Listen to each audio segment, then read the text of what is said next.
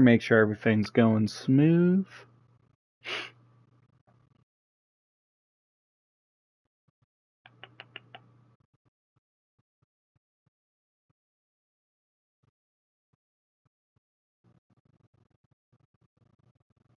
All right, one more minute.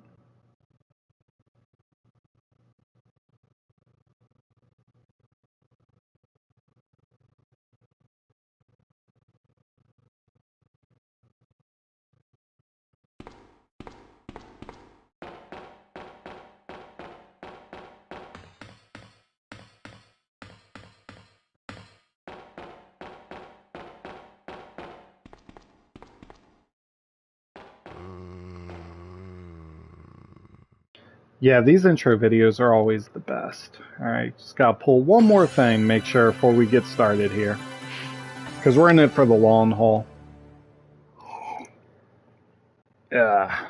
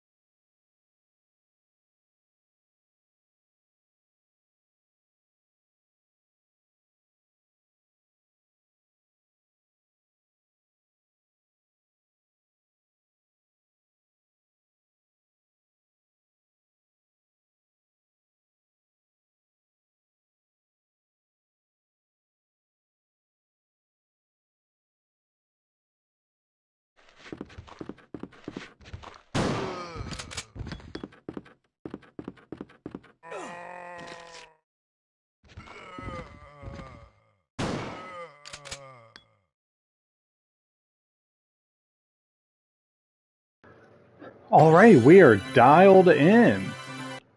Almost here. Alright. Believe this is it now, and there we go. Welcome all to our Let's Play holiday stream of Resident Evil 2. We're going to do my best of the original version back in 1998. We're going to be doing, I've thought about it quite a bit, and a Nightmare Before Christmas style, something horror oriented, since that's honestly where the channel was founded on. We're going to be doing the original mode, and we're going to be playing normal. For anyone curious, we're going to be doing the Leon A path. I know it's not the canonical one, but something we're going to go through is we're going to watch a lot of this stuff. We're going to play. I'm going to talk about some cool shit about this game and just have a good old time. In the outskirts of an American suburb called Raccoon City. This is a throwback. It was later revealed that the terrible disaster had been caused by the T virus, a mutagenic toxin created by the international enterprise Umbrella Incorporated for use in bioweapon experiments. The Raccoon City Police Department's Special Stars Unit immediately began investigation in the affair. The case was apparently closed, thanks to the efforts of STARS members Chris Redfield and Jill Valentine. I love how they don't even mention the other STARS members that escaped. Corporation's experiments were far from finished. Like not Bill, or not Bill, not Barry, not Claire, not any of them. Not even Brad Vickers. He doesn't even get a shout out. That's crazy. So yeah, there's a lot of really cool things about this game. This was my first horror game I actually ever played. I remember it was a game me, my mom, my dad, and my sister, we spent a lot of time on this back in the day. It's so crazy how this looks compared to what it did all the way back then.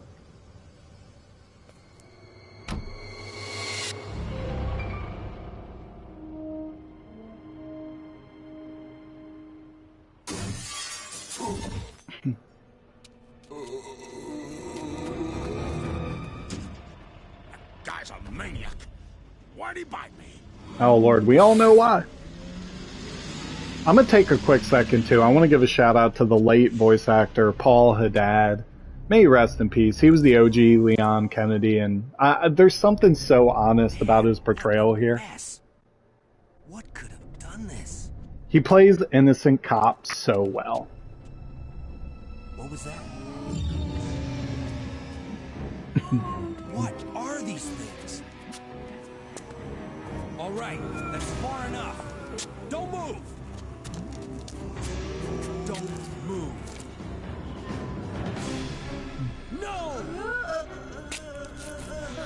No! Oh, man. Voice acting in the 90s, am I right? What's up with that guy? That was a clean hit. Also, straight honesty, I'm not saying coherent sentences while I'm shooting a gun. Wait! Don't shoot! Get down! We can't stay out here. Head to the police station. It'll be a lot safer.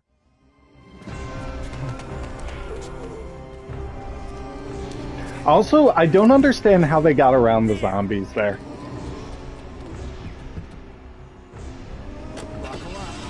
Okay. Classic. What's going on? I arrived in town, and the whole place went insane. The radio's out. You're a cop, right? Yeah, first day on the job. Great, huh?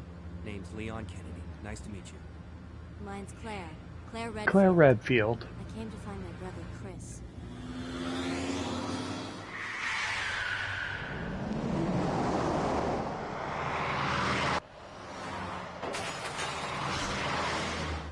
Hey, could you open the glove box?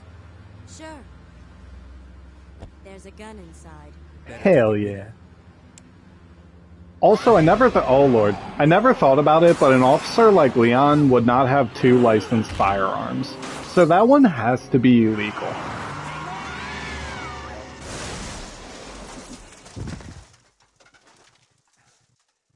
You okay?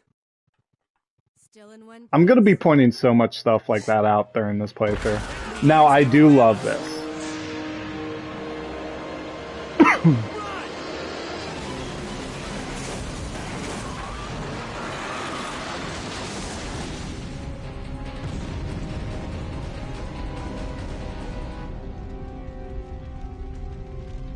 Claire! Leon! I'm okay. Head to the station. I'll meet you there. Okay.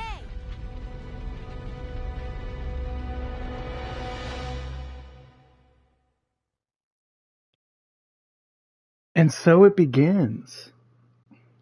They were parted by an unescapable destiny. This is just the beginning of their worst nightmare. Alright, and unlike a lot of these types of games right out the gate, oh lord, they really just throw you into it, and I don't know, it's something like, you take the original Resident Evil, when you have the Spencer Mansion, being thrown into a street with numerous zombies right out the bat, there's just something so special about it. Oh, can I juke him? Oh, got him.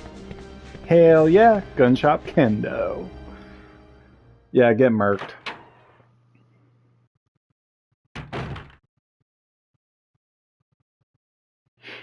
Gosh. This is such a throwback. I haven't picked this game up in forever. Freeze! Who are you? What are you doing here? What are you doing here? Hold your fire! I'm a human!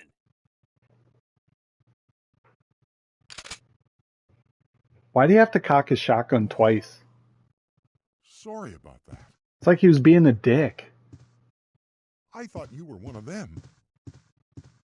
What's going on in this town? Hold on. I don't have a clue. By the time I noticed something was wrong, the entire city was infested with zombies. Alright, yeah, so one thing we're going to do, I want to play through this game, and not only just kind of dissect things that are fun and interesting, but I want to kind of do an evaluation of comparing this one to the remake. Especially since I'm one of the people that really love the original as well as the remake, but I do think the OG does a few things better. But you should be safe inside here. I'm keeping a close eye on things. Hell yeah. I respect it, man. I love it. Now, the first major kind of discrepancy with the game compared to the original is the idea of like Ken's character. So in the OG, you meet Ken right out the gate. Whereas in the remake... Oh...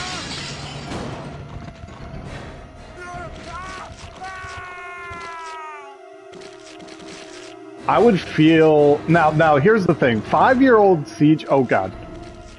So if we run over to him, you want to grab his shotgun, because that's just the best thing to do. But 5-year-old CJ, when he saw that, I'll let you know, I was shitting bricks. Oh, get off me. Oh, nope. We are not dying 2 minutes into the playthrough. Grab the pistol ammo. The best thing you could do is grab that shotgun, especially this early on. And we'll go ahead and get out of here. But yeah, it's like this game, it does such a great job in the first 5-10 minutes to constantly raise the stakes that you want to be in the police station and you don't know how to get there. And even when you're having these cutscenes, nothing is safe as a character. Can you guys stop? A character is just going to get killed off like that. Ah, crap. Alright, go ahead and grab the bullets. And we'll go ahead and pop some shots. I gotta remember how to do it though. This trigger? Yep, there we go. I'm not going for the Brad Vickers OG secret. For anyone that doesn't know, if you get to the police station without firing a single bullet, you get a little special like costume bonus. I'm not doing that. We're just trying to survive. Oh. Juke 'em. Also, just by this point now, you've seen more zombies than probably the first 2 hours of the original. Which is quite something. Ah, man. There's something about that OG PS1 like camera design, as well as just the sound effects. Like, I could listen to that all day. Alright, what do we have here? Bop. Bop. And I think we should be able to juke. Oh, crap. Not a good idea. That was a bad idea. This is also a bad idea. Psych. You know what? Just because I felt like it. Give them the 1-2 pop. Alright. Oh, those guys are feasting. I am not going to deal with them. Alright, so let's get to the boat. Or get to the boat. Let's get to the bus. And we got Mr. Peanut joining us, everybody. The most loving cat in the world. What's up, buddy? Oh, yeah, you come here. We gotta get to the police station. Oh, shit. Ruh-roh. Alright, back it up.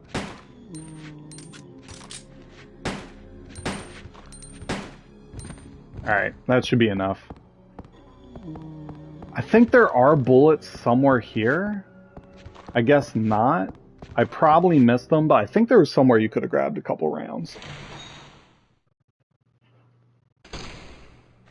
I love the remake for a lot of reasons. I'll be honest though, one of them is not the introduction section. They make the the tutorial of the gas station you could stop at in one of the playthroughs, but I kind of like just being thrown into the fire. Plus, when you get to the exterior, can I even... It's too dangerous to go back outside. Of course it is. Now, this part's cool too. I like this. So you can go this way, there are zombies, but the game's teaching you, hey, you can always go around. The tech at this time was beautiful, so I'm going to be mentioning some pretty fun, unique, interesting ideas and concepts that were implemented. Most notably, the idea that everything you're seeing is not a three-dimensional image. Our character model is 3D, but the backgrounds are all just paintings. There's no physical depth to the background, so they just literally put a bunch of JPEG images up, and they're like, okay, let's make them look pretty, and they make a little maze that you're just moving your character around. Making it to the police station. See, like, that music is sick. I absolutely love it.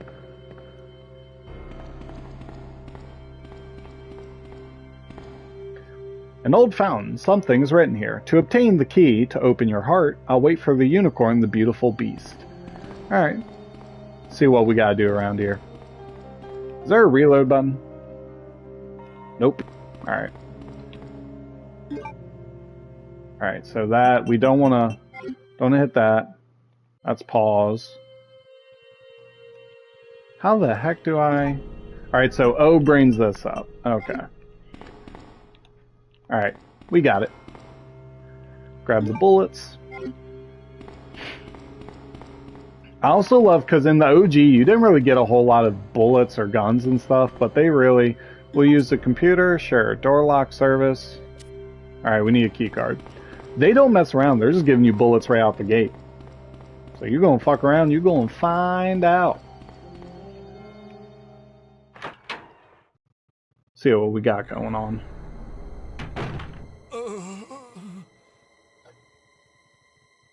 Oh, man. That reaction. Who are you? Oh, you must be the new guy. Leon. Sorry, but it looks like your party has been canceled. What happened?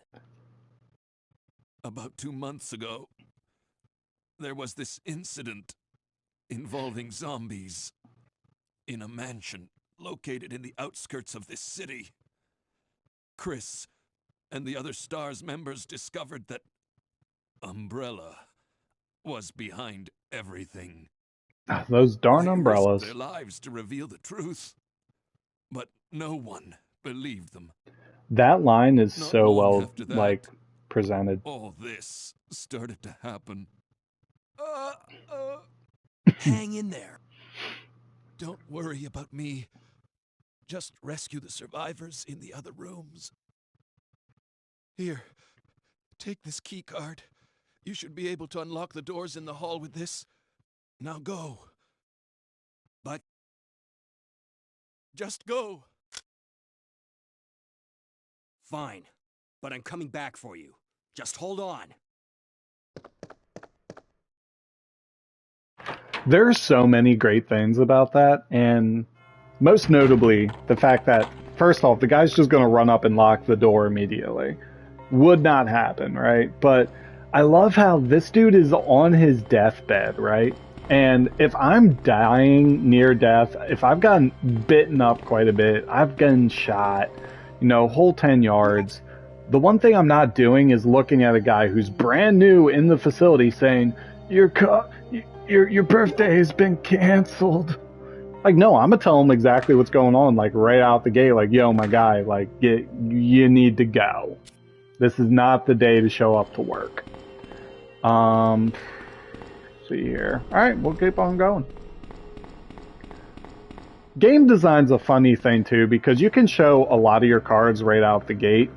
We're gonna go this way. So, they most notably want you to use this door first. I've seen playthroughs where people go right, but it just doesn't work out very well because there's a shizzle ton of zombies. And if you didn't pick up that shotgun, you are in some shizzle. Alright, we're gonna go ahead and drop the knife because we're not doing a knife run. I'm not really going for too high of a rating. This is more just for fun. This letter is just to inform everyone about the recent movement of equipment that blah blah blah 2236. Sounds good. Alright, hope you're paying attention because we're going to need that code.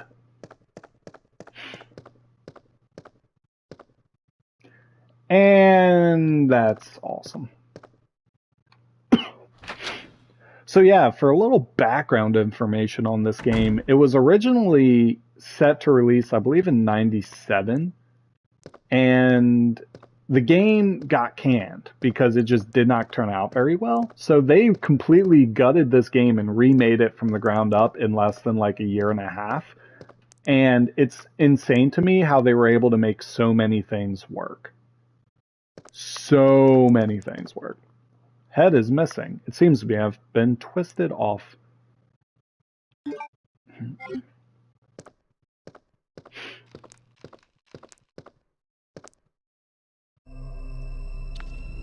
I never understood why the character models all look incredibly pale, but maybe for the horror aspect.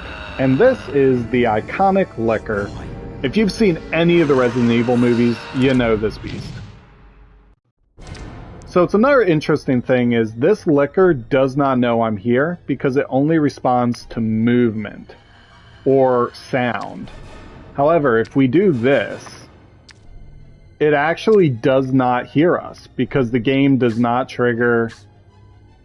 Oh yeah, it did. Oh god, it didn't work. It didn't work. Oh god, it didn't work. Oh god, okay, goodbye. Did not work. Whew. So it's a difficult trick to nail, but essentially, listen to my footstep. You hear a footstep each time, but if you do that and you kind of like scoot your booty, the game doesn't register sound, so you can kind of get away with it. It's a neat little trick. You do the little booty scoot and then the lickers can't hear you. Just a little bit. And it's safe to point out now, but one of the grandest things I think makes Resident Evil 2 such an incredible series, well, such an incredible game, is the idea of the environmental storytelling. There's something said, oh, here we go, Operation Report. Raccoon City Police Department was unexpectedly attacked by zombies. Many have been injured, even more were killed. During the attack, our communications equipment was destroyed, and we no longer have contact with the outside. We have decided to carry out an operation with the intent of rescuing any possible survivors, as well as to prevent this disaster from spreading beyond Raccoon City. The details of the operation are as follows. Security of armaments and ammunition. Chief Irons has voiced concern regarding the issue of terrorism due to a series of recent unresolved incidents. On the very day before the zombies attack, he made the decision to reallocate or relocate all weapons to scattered intervals throughout the building as a temporary measure, blah blah blah, whatever. As stated earlier, it will be extremely difficult to secure all the ammunition. However, a considerable supply still remains in the underground weapons storage. Alright. Blah blah blah. David Ford. Thank you for all that. 1 p.m. The west barricade has been broken through and another exchange ensued. We sheltered the injured in the confiscation room on the first floor temporarily. 12 more people were injured in the battle. 3 additional people were killed following the sudden appearance of an as-of-yet unknown creature. This creature is identified by missing patches of skin and razor-like claws. However, its most distinguishing characteristic is its lance-like tongue. Capable of piercing a human. That's all I need to know. But I love the environmental storytelling, so some of the best writing is the whole show don't tell effect, right? Well, we read some of these reports, there's a little bit of information here, but just looking at this set piece here, the classroom, you see the idea of the officers basically pulling together whatever they could in order to kind of come together and create a game plan on the fly, right? No one, and I mean no one, is prepped for zombies. But yeah, just seeing it here, and that's the thing I love about this game, because you get here and everyone's done. You know, most people are dead, so you're kind of left to your own vices to kind of piece together, well, what actually did happen to these people? Like, how did they turn? And it lets your mind wander. It's such good storytelling, you know, using the environment and the isolation of your character to really get the point across. That this, oh god, that this situation is FUBAR. Alright, let's back it up. Just keep hopping rounds. Locked. Don't I love it? You stay down. Keep it coming, keep it coming, keep it coming. Nope. Reload. Keep it coming. I ain't worried about it. Only 4 of you? I'm gonna need some help. This is what I do. Alright, go ahead and grab some health. I'm gonna be carrying that jewel with me. Actually, you know what? Nah, I think we can 86 the jewel for now. I don't think we need it.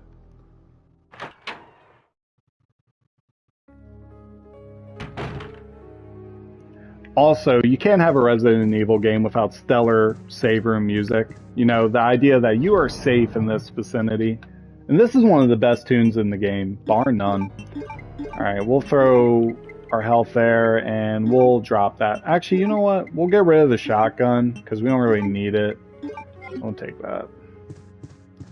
One thing that's really cool, so if you did that secret Brad Vickers thing, you could go here and access your secret outfits. And you can come here to develop any pictures you find. Because there was someone here developing pictures. I mean, not that you needed me to tell you that, but just to give you a little heads up. I also like the idea that the puzzles in this game, depending on which character you pick in the beginning, changes. So, quite substantially. Like, there are whole areas of this game that you won't even get to see. Like, first and foremost, this door here. The knob turns, but the door won't budge. Seems to be sealed from the other side. If you're not playing the B scenario, you will never see what's behind that door. Period. And of course, one of the most OG puzzles in the game. Do a little pushy push. So what other cool things I like about Resident Evil? Leon has always been the fan favorite. I know with Resident Evil Requiem, the newest game that just got announced for February, I'm kind of 50-50 on it. It does take place back in Raccoon City again, but a part of me feels like it's going to go into the RE Village approach where it's like a greatest hits of horror tropes without committing to a set horror theme. Which, oddly enough, this Resident Evil does commit to a central thematic presence in the horror provided. The idea that you are constantly overwhelmed, no matter what. This game punches that in you through and through. It's a great success. Oh yeah, if you go behind there, you get secret bullets. Go ahead and grab that. Alright, we are out of here. I do gotta give a shout out to the wifey in Santa Claus because, oh lord, that sounds like zombies. Oh, that is a lot of zombies. Alright. See, it's what I'm talking about too. You get these officers here, it's like, I kind of want to know what happened to them. Granted, they all look alike, but they all have the same exact bite on their right shoulder. Pop, pop, pop. Ain't nothing but a thing. I ain't even worried. Oh, oh! You're a dick for that. Are you done? Are you done? Alright, he's done. And we made it to the stars room. You're about to hear my favorite theme in all of Resident Evil. Just kidding, it does not play yet. We'll go here. And what do we have? Another notebook. Chris's diary. I talked to the chief today once again, but he refused to listen to me. I know for certain that Umbrella conducted T-virus research in that mansion. Anyone infected turns into a zombie. No shizzle.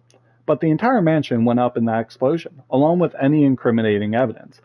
Since Umbrella employs so many people in town, no one is willing to talk about the incident.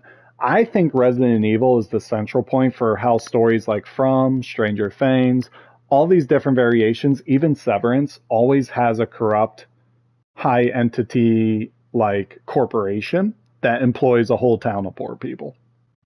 It looks like I'm running out of options. We've been receiving a lot of local reports about strange monsters appearing at random throughout the city. This must be the work of Umbrella. With the help of Jill and Barry, I finally obtained information vital to this case. Umbrella has begun research on the new G-virus, a variation of the original T-virus. Haven't they done enough damage already? We talked it over and have decided to fly to the main Umbrella HQ in Europe. I won't tell my sister about this trip because doing so could put her in danger. Please forgive me, Claire. I also love how that diary gets it wrong. You don't just turn into a zombie. You can turn into a BOW, right?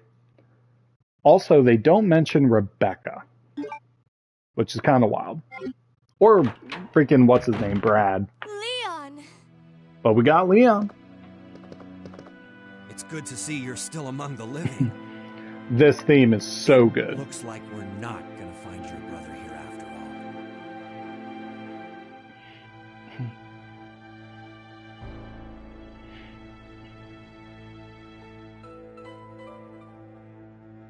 There's no reason for us to stay any longer than necessary. Let's split up, look for any survivors, and get out of here. Right. One last thing. Here's a radio. Take it. That way we can keep in touch if anything happens.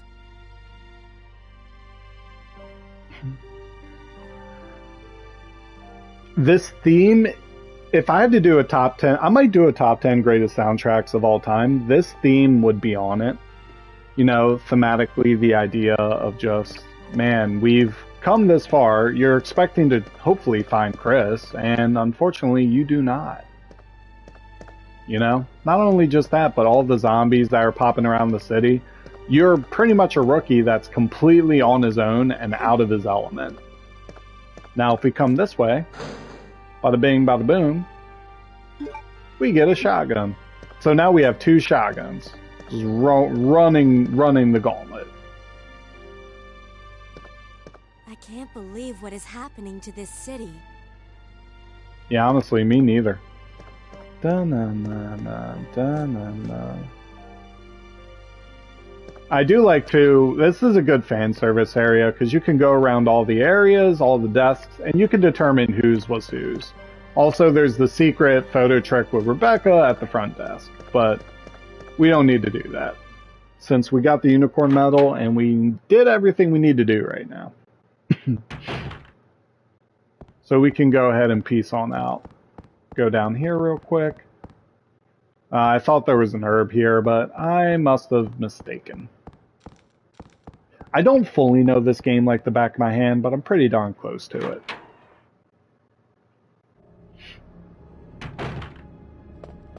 Alright, what do we got? This way.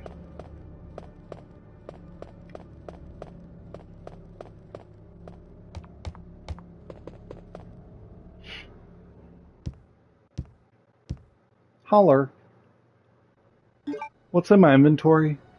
Alright, so we're mostly filled up. I don't think we need to really worry too much about getting back to the main area. We just have the 1 liquor, and maybe I can try the little scoot trick to see if we can get by without even alerting him.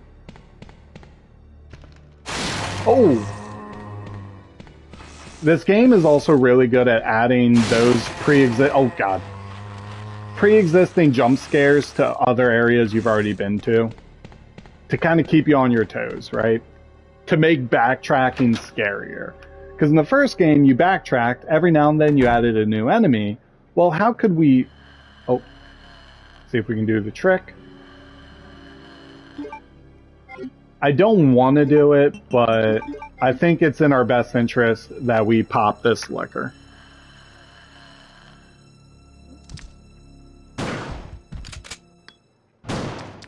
Oh, I whiffed. And he is down. I did whiff the shotgun, which is less than ideal, but what you gonna do? You know, you win some, you lose some.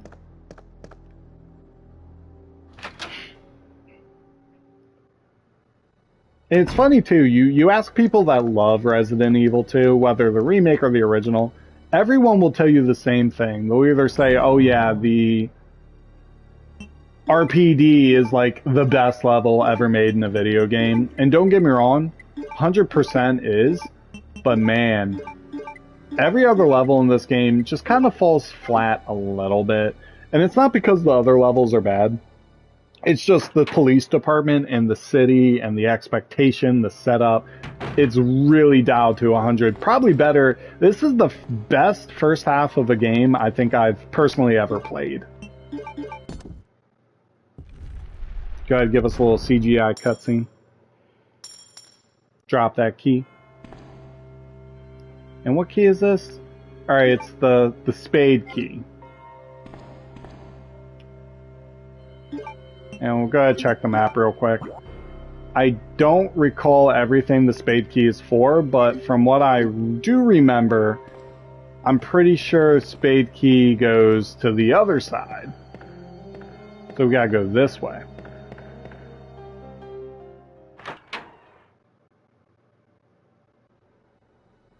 Open the door, you know. Alright, how many we got? We got 1. And this is what I'm talking about. They don't want you to go this way. Man, there's 4 of you guys? 5 of you guys? Oh shit, it's actually a lot of guys.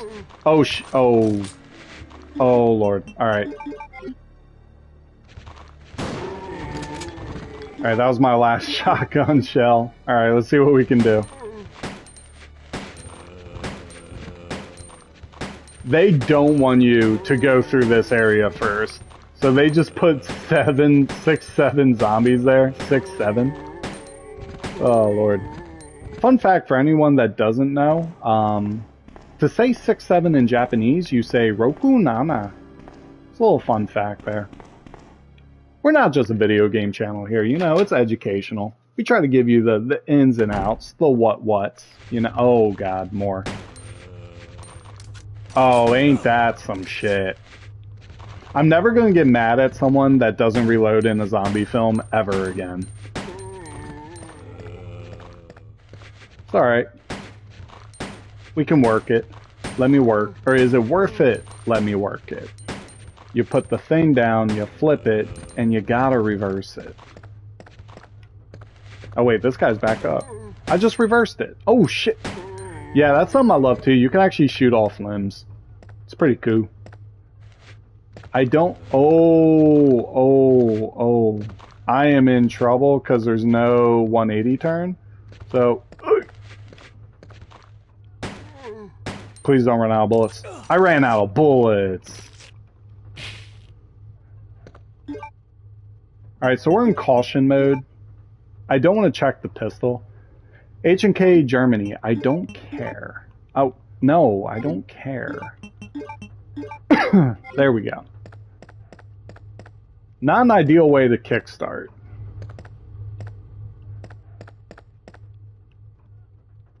Two, 3, 6. Yep, get some shotgun shells. Yeah, we'll take the map. I'm a map. What we got here? There's always stuff hidden behind the desk. Always. Yeah, give me those. Give me all that green herbs, man. I'm about that. I always loved how Resident Evil, the old school, does the inventory system. It's not a turn-based strategy game, but it lets you play the game like one.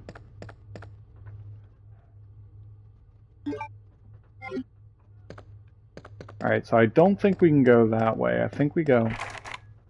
Nope, so that's the heart. I think if we go this way, it's a no-go. Yeah, that way the top door does not unlock. So we are going to go back out and continue our venture onward. It's all the ambiance this game does too. The fact that you have the squeaky fans, the quiet nature of this environment, or even the idea that like there's not a single bathroom in the RPD. Which is funny because you could use the argument of like, oh, well, this was a museum at one point. Well, no, that argument doesn't work. A museum turned police station would still need bathrooms to be up to code, right? So it's one of those things that makes you realize like when they did the development process and they canned a whole bunch of or scrapped a whole bunch of content, when they were piecing everything together last minute, that was like one of their glaring omissions where like, oh shit, we actually don't have any bathrooms. And it's funny too because you think about it, and it's wild that not a single person really considered it. It was made by a Japanese studio at the time as well, and it's not uncommon for like facilities not to have restrooms. Not all of them, but like public restrooms in the environment, like out in the town, is much more common. Whereas in America, man, we got potties everywhere. Yeah, I was about to say, y'all thought I was going to get bit again. Oh shit, I did. Ay, ay, ay.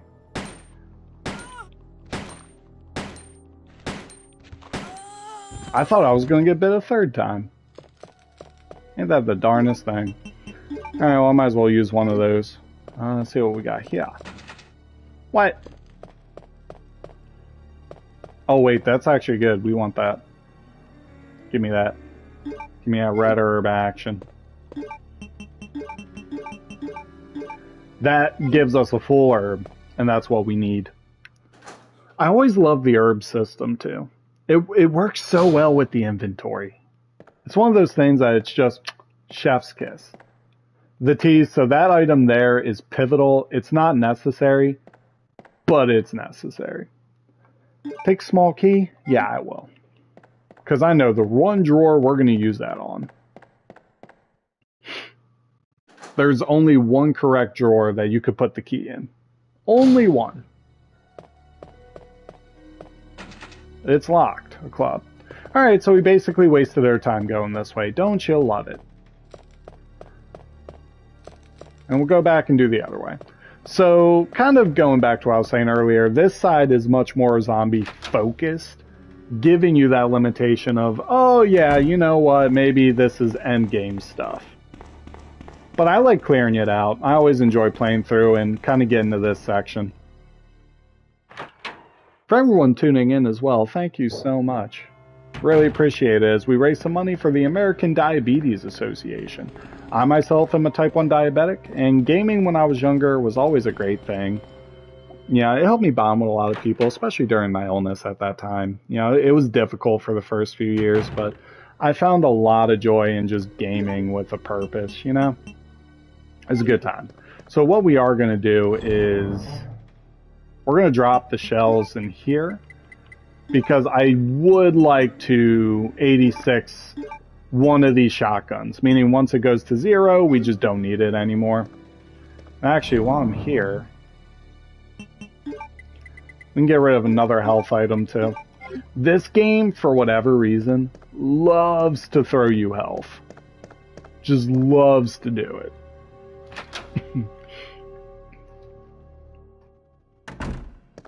Alright, what do we got? Anything here? Nope. Heck yeah, and there's one more place we could do the precinct key. And I think I vaguely remember where it's at. So we come here. Patrol report. Report of suspicious individual skulking around the sewers in the outskirts of Raccoon City. I searched the area and located the individual, but he ran away before I was able to question him.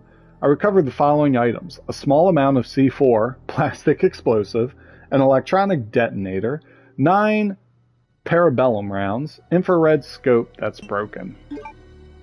I also love how that's just casually reported, and I feel like at that point you gotta get SWAT involved, right? Like that, dude, the C4, like that's a terrorist threat. I'm just saying. The RPD is a little lax. No wonder zombies kind of got out of hand and just started eating everybody.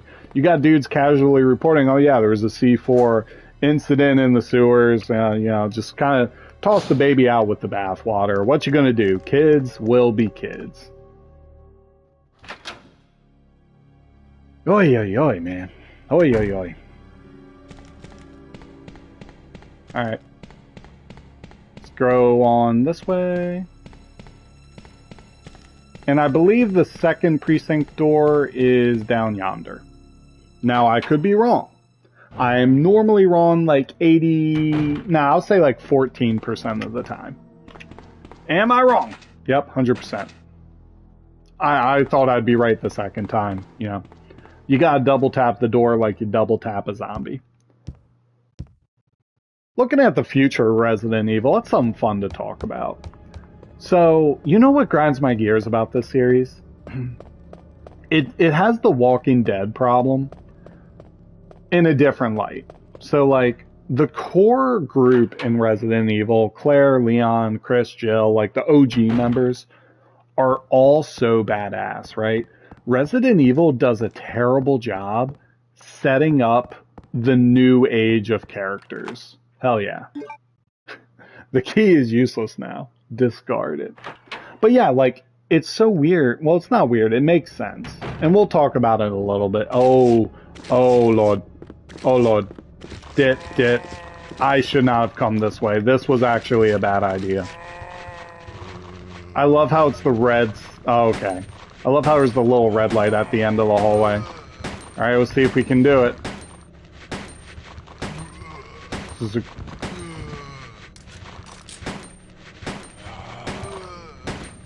Oh Lord. Shit. Alright. We got 4 rounds. Let's make them count. That's good. 2 for 1 headshot? Hell yeah. Y'all thought I was gonna die. I did too. I was not excited for that. Now, there are a lot of small keys you could pick up and use on these desks. This is the only desk you really want to use a small key on. Because it gives you that OG Matilda. That upgrade. That's what we want, so it makes this a triple round burst. And it also increases damage. It has a little dumb stock to it, too. But yeah, so like, the next generation of Resident Evil protagonists, this game sucks at making. Like, the entire series. And it's dumb because, like, there are great characters. Everyone in Resident Evil Outbreak, for example.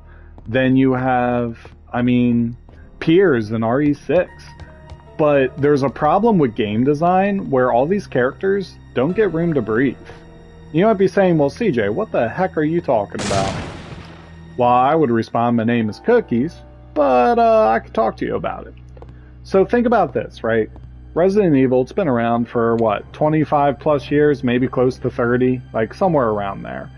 The issue at hand is that it's hard to get, so blue, gold, gold, blue. Blue, gold, gold, blue. It's hard to get the same writing team on each title. So what happens is you have teams that have ideas, but they don't want other people to get a hold of it and kind of take it in a different direction, right? So when a team comes up with like, oh man, Piers Nivens, RE6, it would be great. What if we just, you know, had him take over for Chris? Because fun fact, in Resident Evil 6, Chris was supposed to die. Wait, blue, gold, oh, I fucked this up. This is the first time I messed this puzzle up too. That's crazy. But instead of doing that transition, they decide to kill Piers because they don't know how the next studio is going to handle it. And it's funny because it puts you in a little problem, right? Because like The Walking Dead had the same issue. Like seasons have different directors, episodes have different people writing the script and kind of directing it. They have a loose idea they follow, but they get a lot of freedom in how they want to express the character's growth, right? Same problem. The Walking Dead, when the issue with Glenn and Negan kind of came to fruition, I don't believe we can use the top door yet. I am actually... Maybe we can. I'll go up there in a little bit. But it's the idea that, yeah, you... Oh, okay, actually, I lied. We're going to go check that door first. I promise you I'm going to get up there, and it's going to be like, oh, no, you need a key. But yeah, the idea that, you know... you don't get continuity. And I'll be honest, one of the biggest issues with Resident Evil lore-wise, oh hell yeah, we can use this door. Hell yeah. I don't even remember what's up here. I don't think I need to be up here. Yeah, I'm actually almost certain, because I think you need gears to go in here, if I'm not mistaken. Yep, this room is completely useless, and I just wasted 27 seconds of our time that neither of us are going to get back. But yeah, you don't get continuity. And the biggest issue with like Resident Evil is probably RE5 when they killed Wesker, because he was such the big villain for the series. Like behind the scenes, he was the one that had the most pizzazz. And ever since then, they haven't been able to recapture someone like Wesker. And it's funny too, because if you think about it, Wesker, across all games, has had maybe an hour of screen time, if that. Like, he doesn't have a lot of time to really marinate with an audience, but he leaves such a lasting impression, because he's such a, oh gosh, he's such a badass. And Zombie's still not dead? Are you serious?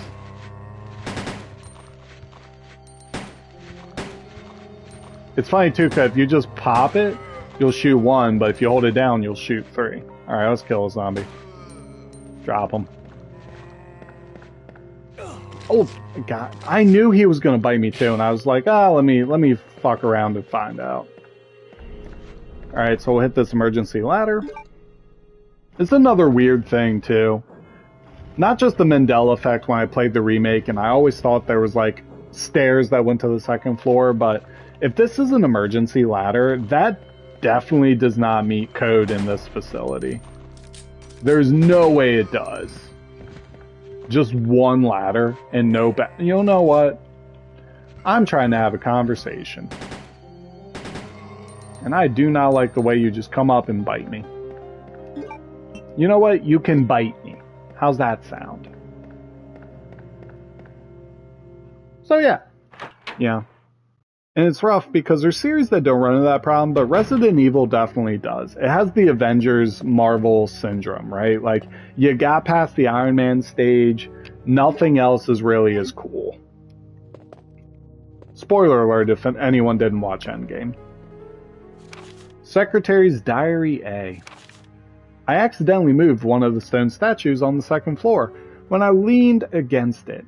When the chief found out about it, he was furious. I swear the guy nearly bit my head off, screaming at me never to touch the statue again. If it's so important, then maybe he shouldn't have put it out in the open like that. I heard that all the art pieces from the chief's collection are rare, literally worth hundreds of thousands of dollars. I don't know which is the biggest mystery, where he finds those tacky things, or where he's getting the money to pay for them. Ooh. May 10th, that's almost my birthday. I wasn't surprised to see the chief comes in today with yet another large picture frame in his hands. This time it was a really disturbing painting depicting a nude person being hanged. I don't like that. I was appalled by the expression on the chief's face as he leered at that painting. Why anyone would consider something like that to be a work of art is beyond my comprehension. Yeah, I hear you, man. Also, does anybody else love the fact that this desk doesn't have any way to get behind it? I'm just pointing that out. Alright, we'll open this up because I think we're going to need the jewels soon. So we don't need the plug. We can leave that. We're going to keep the crank for the lulls. And we are running very low on shotgun shells, so we are gonna just beef up our shotgun. We'll take one of those, we'll combine, we'll do that. Bing, bang, boom, how you doing? Keep it moving. This game paces the ammo fights really well too, because we had like 100 bullets like 20 minutes ago, and now I'm about to have jack shit. Alright. It's not worth getting into a problem. Just get the headshot and move on. Thank you. There'll be another zombie. Get the headshot. And move on. Thank you. Oh, we can. It's on fire.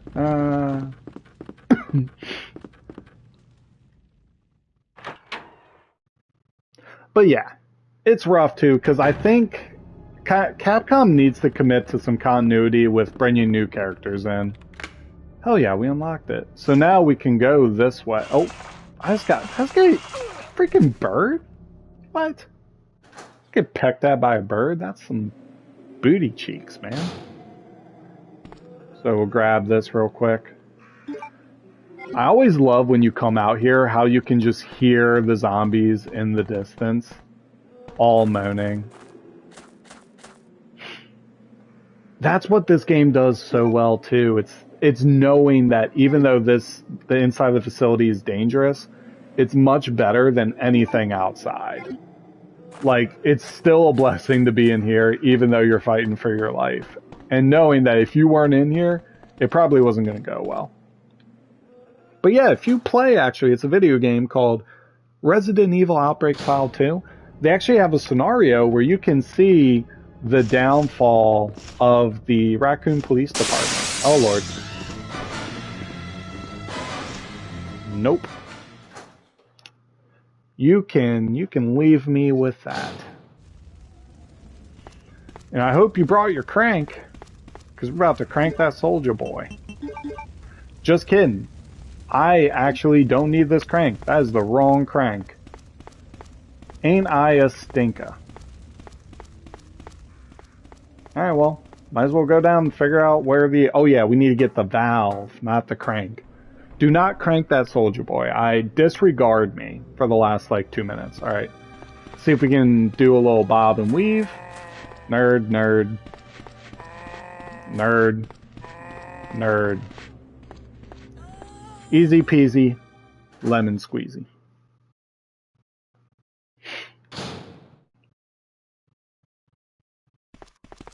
I also love the fact like rooms will be quiet like this, giving you the juxtaposition of like, is there something wrong with this room? Or is it just me?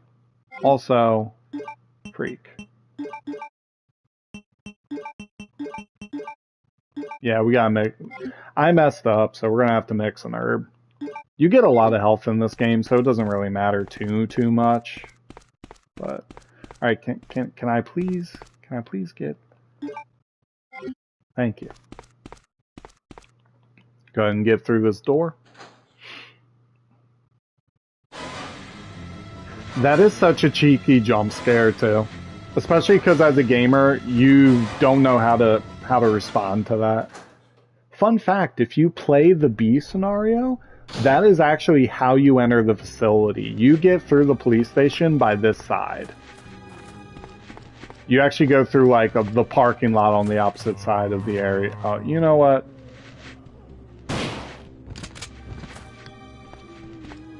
Yeah.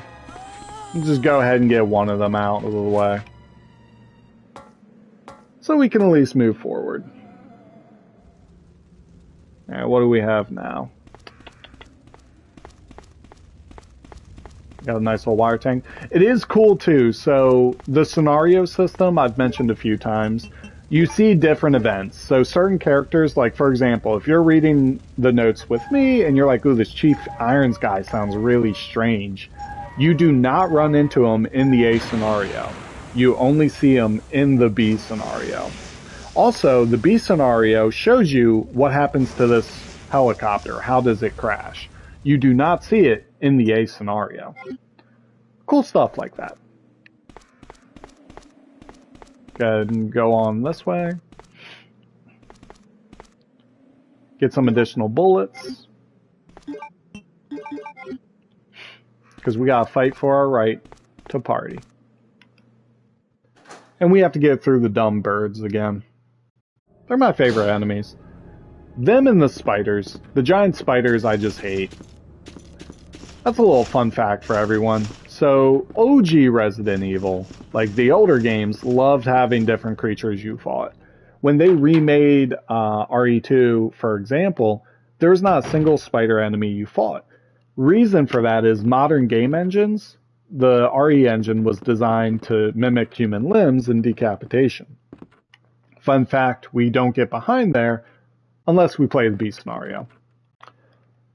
But getting back to what I was saying, freak, I lost my train of thought. Where was I getting at? Oh well. Probably wasn't important anyway, it'll come back to me. I can't carry any more of my ass. Alright, let's go ahead. Let's not be grumpy, let's do what we need to do. Put the freaking breastplates in.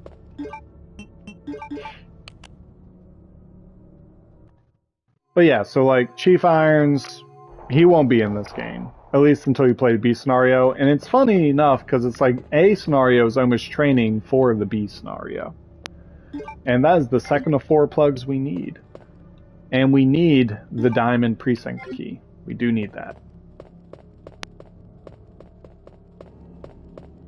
And we are Audi 5000.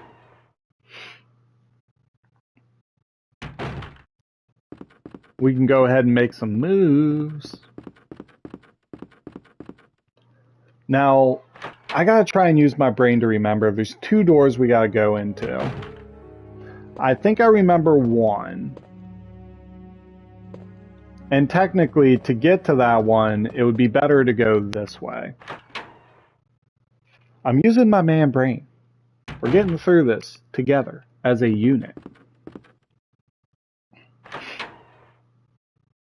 It's kind of nice too. I think the game is well balanced because at this stage in the situation, if you will, the situation nation, for anyone that used to watch Jersey Shore, you kind of got your bearings at this point. It feels more Resident Evil 1 than it does RE2, so you could really start cooking.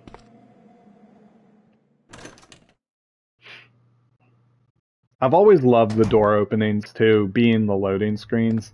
It's absolute genius. Also, if anyone's curious, that zombie to the left there, he is 100% alive. I'm going to leave him. Oh, wait, yeah, actually, a trick to see zombies that are still alive. So, across here. Look at his head. You see how his head turns a little bit? That's the giveaway to show you if the zombie's alive or dead. More often than not, if you don't see a pool of blood or the zombie falls on its back, it's probably still alive. That's kind of just the rule of thumb you can use. It works more often than it doesn't. If you see blood come out, they're dead.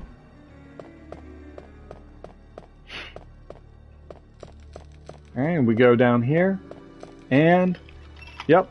So we use it here, and then we have to go to the other side of the mansion to use it on one other door. Because of course we do. What? Dang it. Alright, so we're in trouble. Alright. I don't want to, but it's like, freak. Oh, this sucks. I freaked up. Alright.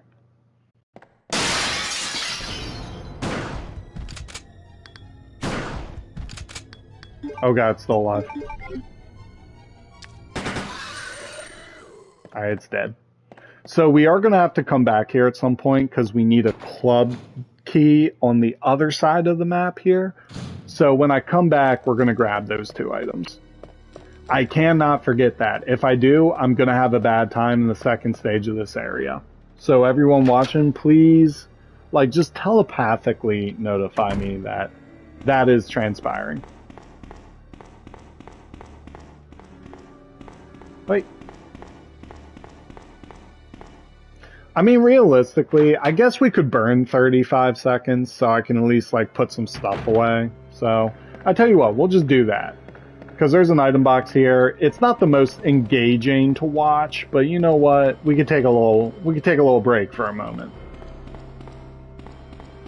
Just kidding, there's no item box here. I'm an idiot. So what we're going to do is we're going to go this way to the item box. And then we're going to do a little loop-de-loop. Well, and what's crazy is I think doing this just gets you the club key to go back again. Like, all this is just to take you to a cutscene. That's ultimately it. But you know what? I don't make the rules. Again, we just enforce them.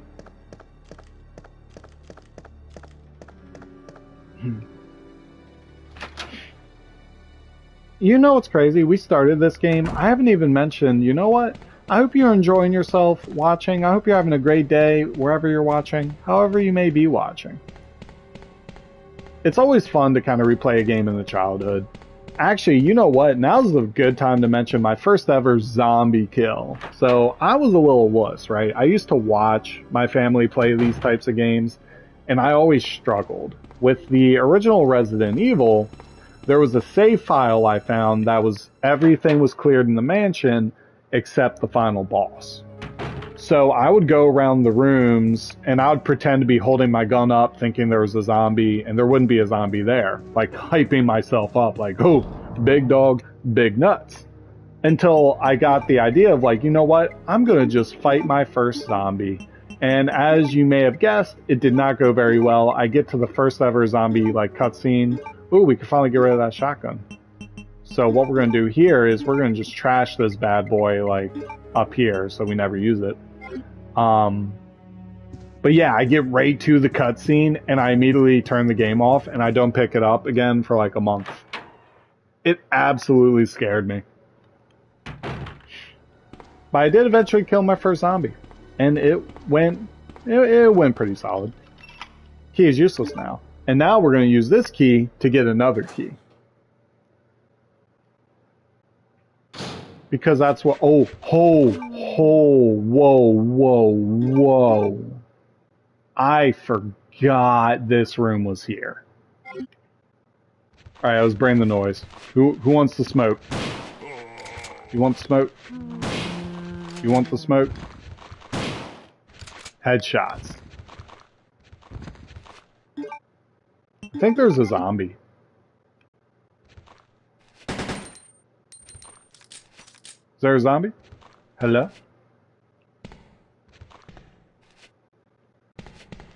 Yep, there you are. Oh god, there's two.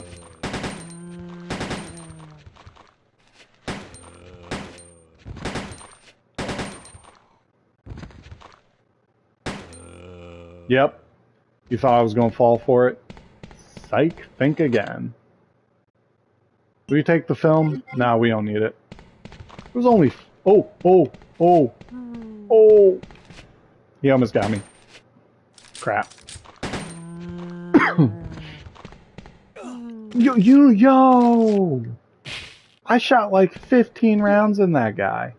Alright, I got 10 bullets and 2 shells. We can make it work.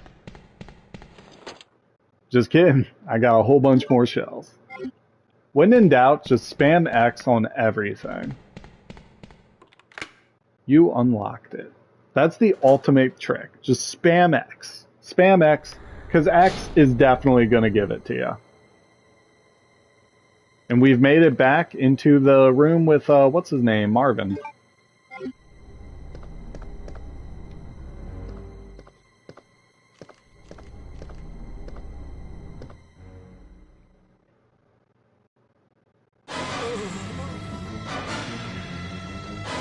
He just turned purple.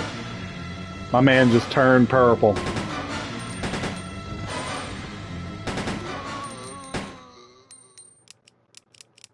And we are officially out of bullets. Rest in peace, Marvin. I will say, there's a lot of things I think the OG does better. Oh, it's the heart key. I thought it was the club key. Don't mind me, it's been forever since I played this game. Marvin in the remake is done incredibly well. So I like the idea in the original here where he sits where his like main group of friends was and he's kind of just fading away because he feels bad his friends didn't make it, right? But in the remake, I like the idea of how he sits in the central hub area until he turns and it's no longer safe. And he serves as a father figure for Leon, like to, you know, pass the torch. And then he's a protector for Claire. Memo to Leon. To Leon S. Kennedy, congratulations on your assignment to the Raccoon City Police Department. We all look forward to having you as a part of our team and promise to take good care of you. Welcome aboard from all the guys at the RPD. Yeah, didn't go very well. Poor guys. So yeah, at this point, the situation's officially FUBAR, we got a GTFO. I have to think, where is a heart key? That actually, I think the heart key does take us that way. I could be wrong, but I think it does. And if it doesn't, well, you know what? Chicken butt. That's what I got to say.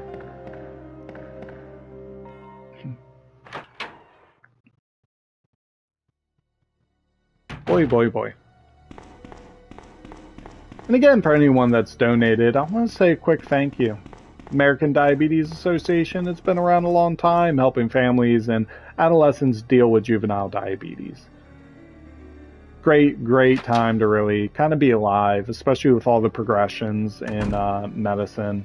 It's really making it easier and more transparent for your glucose monitoring systems and just living a healthier life.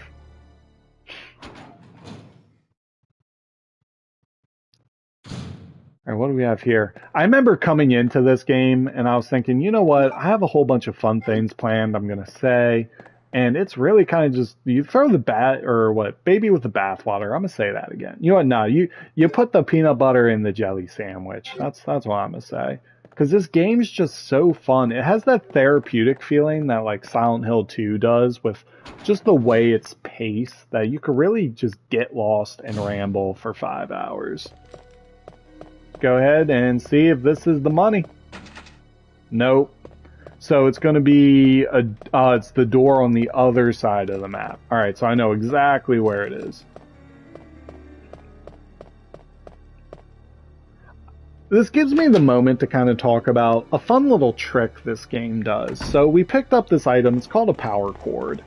And you may be thinking, well, CJ, what's the power cord go to? Well, if you shut up, you sexy son bitch, I'm going to tell you right now where it goes.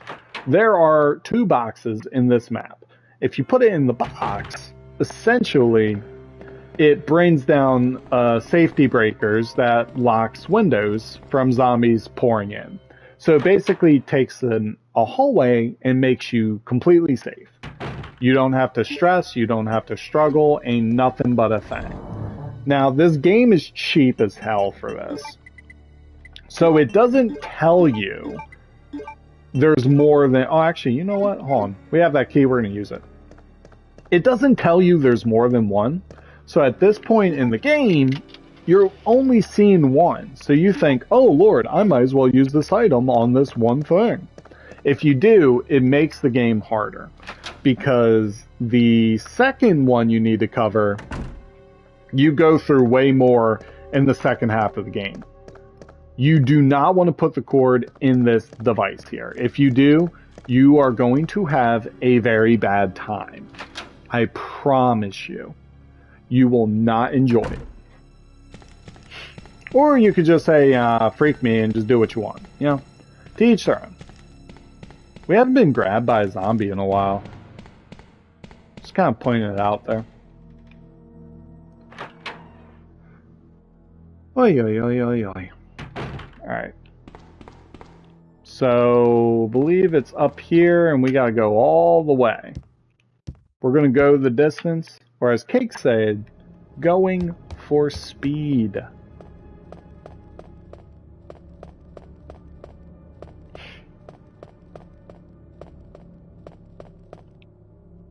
I can't talk throughout the entire game. I gotta let the ambiance kind of settle in a bit too.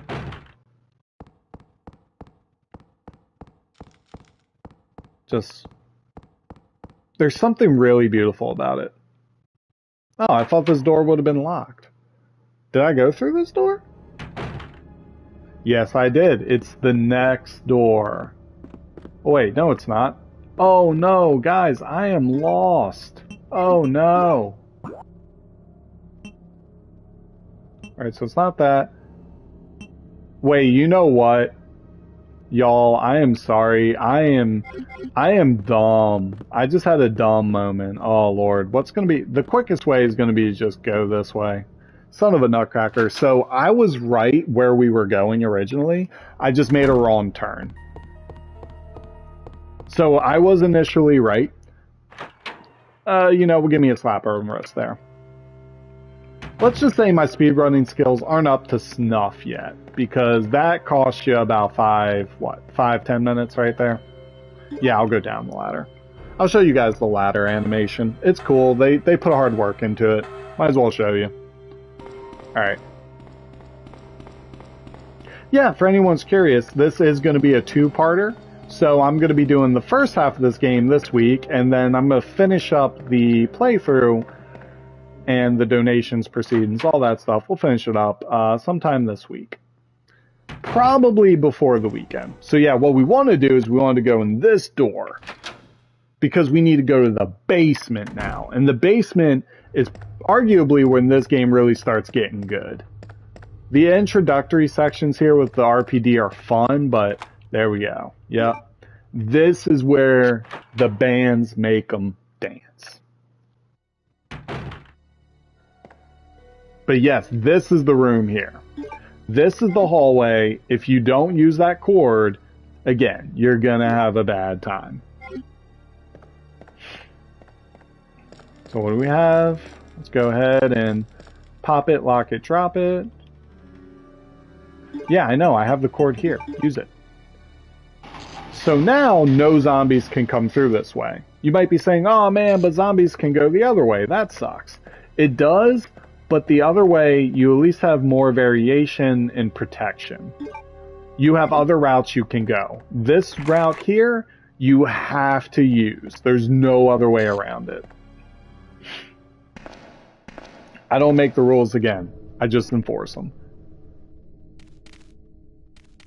And see, This game does it so well. The fixed camera angles showing you what the devs want you to see. They want you to hear that. You're like, oh, I haven't seen a zombie dog in a long time. Well, zombie dogs it is.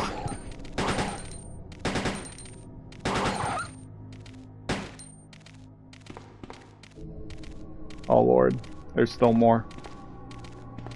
Now, zombie dogs are interesting in the sense if you run, they start chasing you immediately. Oh, don't mind me, I'm an idiot. Oh shit. Stay. Oh lord. Oh lord. Drop. They will come at you big time. But if you're a little flexible, you know, you can kind of dodge some of the death there. Alright. I believe we need to do a couple things. I don't think we can go to parking yet. We might be able to. I'm trying to remember exactly. So we can't go through here yet because we need a power key card. So we can't do that. It's locked. We need the club key. Oh yeah, so we can't do like any of this yet. But we're starting to get to probably my more favorite parts of the RPD section. I tell you what, there's nothing we can really do here.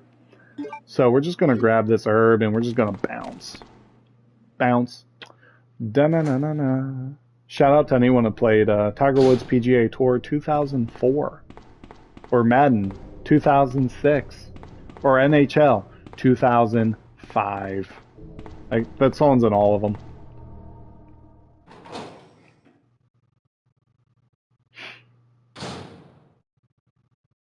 Alright, what do we have? Oh!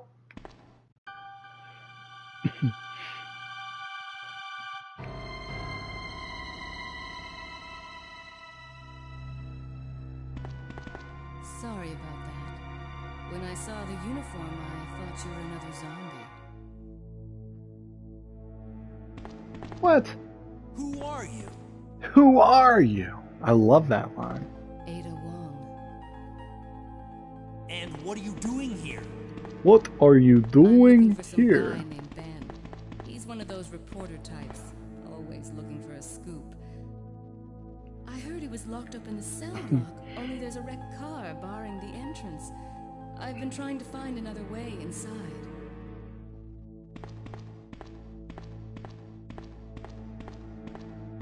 If we work together, we can move this thing. Give me a hand here, will you? I love the musical score here is excellent, but a fun little detail. So I don't like the way they bring out Ada in the remake. She pretends to be an FBI agent here, and Leon's like, "Ooh, I want to serve the greater good. Let me see if I can help." I like this because she shoots at the ground. Ada is a trained assassin, if you couldn't tell already, but having her shoot at the ground, she pretends to be bad and not able to, or not bad, but bad at defending herself. So that way, it doesn't make her appear suspicious to Leon. Also, Leon's as dumb as a bag of hammers in this game, and he just doesn't really understand anything. Ada, wait! And he's gonna shout that a million times. Alright, I think we could skip that door. We can just go all the way down here, grab some bullets. Realize I got a shizzle ton of health. Yeah, when you get to endgame, like, you literally don't even have to move around bosses. You can just tank hits. Alright, what do we have here? Here we go. My OG Ben. Let me guess. You must be Ben, right? You must Get be up Ben. now. Oh, Leon's all mad now. He shot a couple What do you dozen want? zombies. I'm trying to sleep here. He's ready to go. Is this the guy? Ben, you told the city officials that you knew something about what's been going on, didn't you? What did you tell them? And who the heck are you? I'm trying to find my boyfriend. His name's John. He was working for a branch office of Umbrella, based in Chicago, but he suddenly disappeared 6 months ago. I heard a rumor that he's here in the city. I don't know anything. And even if I did, why would I want to tell you? Okay, I say we leave him in there. Does anyone know where they put the key to this cell? I have it right here, officer. But I'm not about to leave this cell. Those zombies aren't the only things crawling around out there. What was that? Like I said, I'm not leaving this cell. Get out of here before you lead it right to me. Hey, I'm not going anywhere. I'm the only cop left alive in this building. What?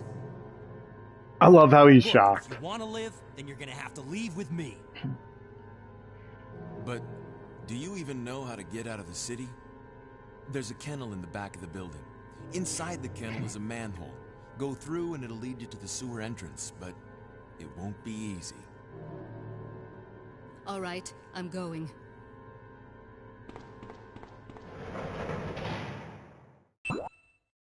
All right, so we got our plan. There's a kennel in the back of the building. Inside the kennel is a manhole. Go through and it'll lead you to the sewer entrance, but it won't be easy. It won't be easy. Now, this is something that I gotta kind of bring up too. So the remake changes and moves some things around. I think Marvin, all in all, in the remake is significantly better. However, I think Ben in the original is significantly better. So in the remake, he dies in his cell, holding his key card, and you gotta find a way to get his key card. It subverts your expectation because they kill him off with a big character you won't see in this playthrough. We're not going to see him until the second one. But it's the idea of I like the idea that Ben locks himself in.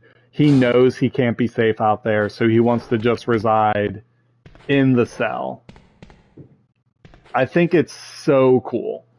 Just it gives this little grandiose effect to him that he's bigger than the situation, even though he's just as trapped as Leon. And arguably, he's more safe than Leon and Ada being in that cell, at least for the time being.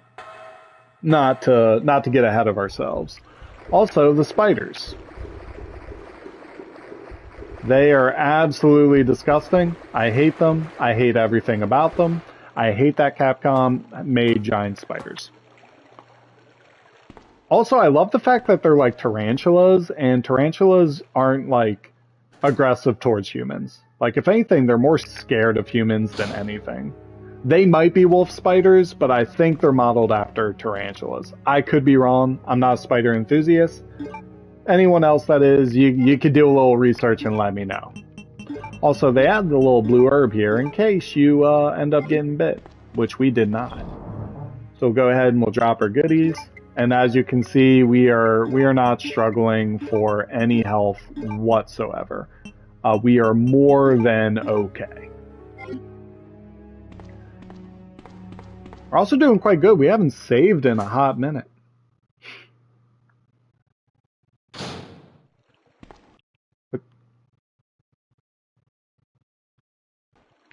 I just did a quick save state because I was a little curious. Oh man, I was hyped we haven't died in a minute, but a part of me was like, man, if I lose all my footage, that is going to suck.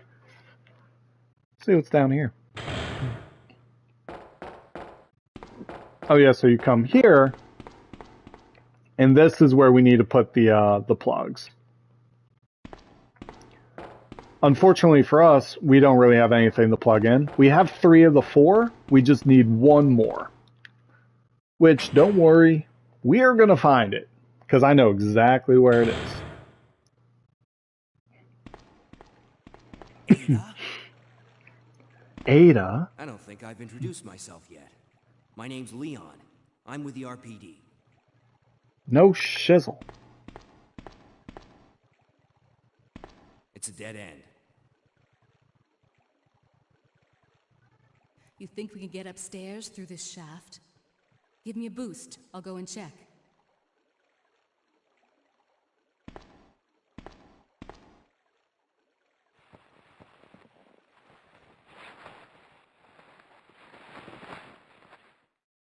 Heck yeah. And this game pulls a little 180. We get to play as Ada Wong a little bit. Which is funny, because if you actually go in here, you can look at her stuff, like her picture. You can see the taken fairly recently. She even gets first aid spray. And she gets some bullets. I'm gonna be honest, we're not really going to need to shoot as Ada. Fun fact too, if you get to this part in the alternate scenario, or the other one, not alternate, I should say, you actually play as a little girl by the name of Sherry. Which, you know, there's more to that story when we get to it. Odds are I might do another charity stream. I mean, not might. I'm definitely going to do more in the future. I'm considering doing that one for next Halloween. I wanted to do a Halloween stream this year, but I ran out of time and couldn't do it. But yeah, so one thing I always thought was cool, looking at the VA actors, the voice actors for this game.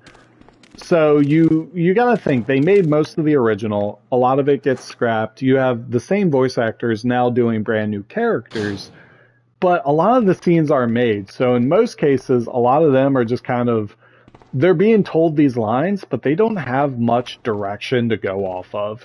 And I think that tongue-in-cheek approach actually helps this game in the long term. It makes it feel more... It doesn't just give an uncanny valley approach to it, which is one of my favorite terms in horror, but it makes it just feel a little more lighthearted on repeat playthroughs. Because you gotta remember, when this game came out back in the day, when like the GOX or GEX magazines, Gaming Central, G4 and all that was like at the prime, like people freaked out when this game dropped. Like it scared the living bejeebus out of everybody. Myself included. It's such an easy premise too. I think games are great in the sense of, you think about a film, right? There's agency in what you watch because you want to see what happens to the characters. Same thing as a video game.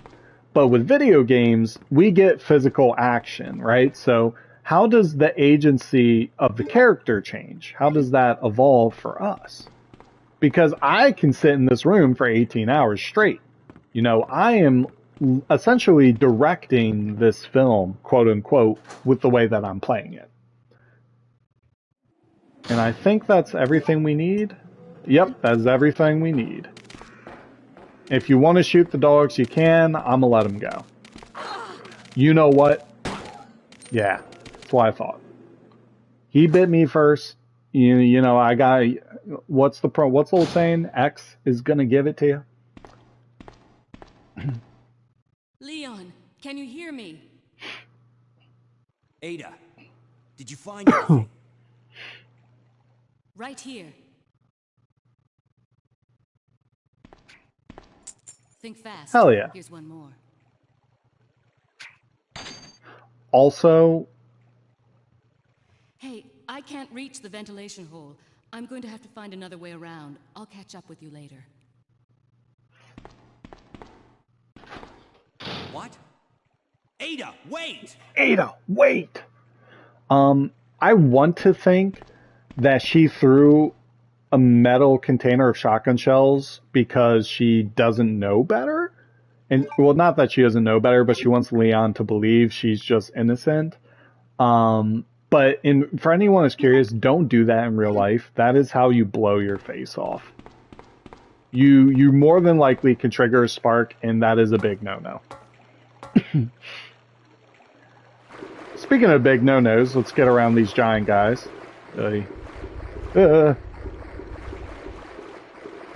I love how there's just a random sewer area here too, and the devs were like, we forgot spiders. Let's just add some spiders. Now, from what I remember... Oh! So So you can grab that red herb, but if you do, the dogs are going to get out their kennels. So I'm not trying to deal with that. We're gonna 86.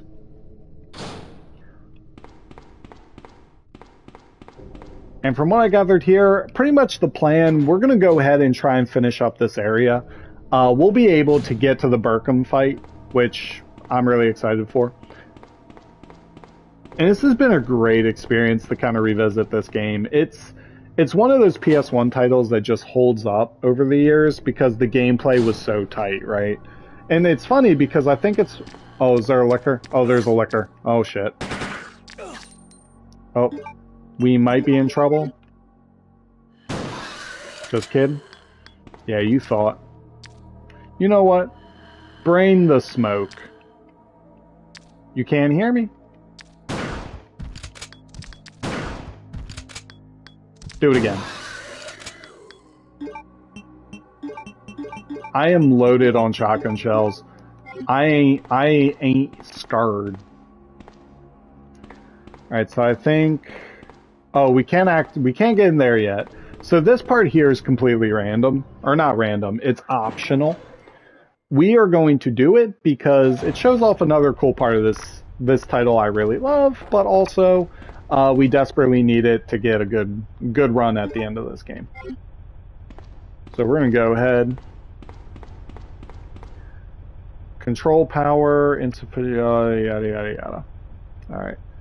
Up. I think I remember how to do this. Go up, down, up,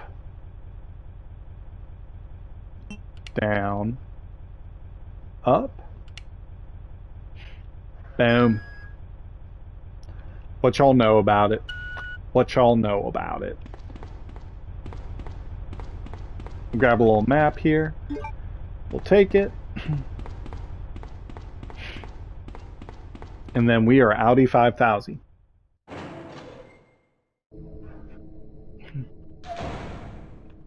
Go down here, and then we can use our precinct key. So yeah, for anyone's curious, when you go down the opposite way, I did it. I mean, to be honest, this was a morgue. I don't know what I expected.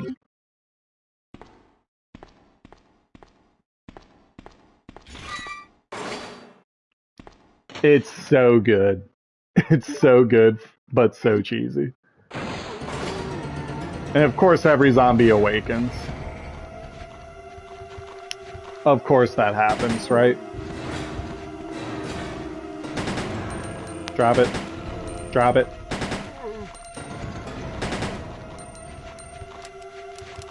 Shit. Alright.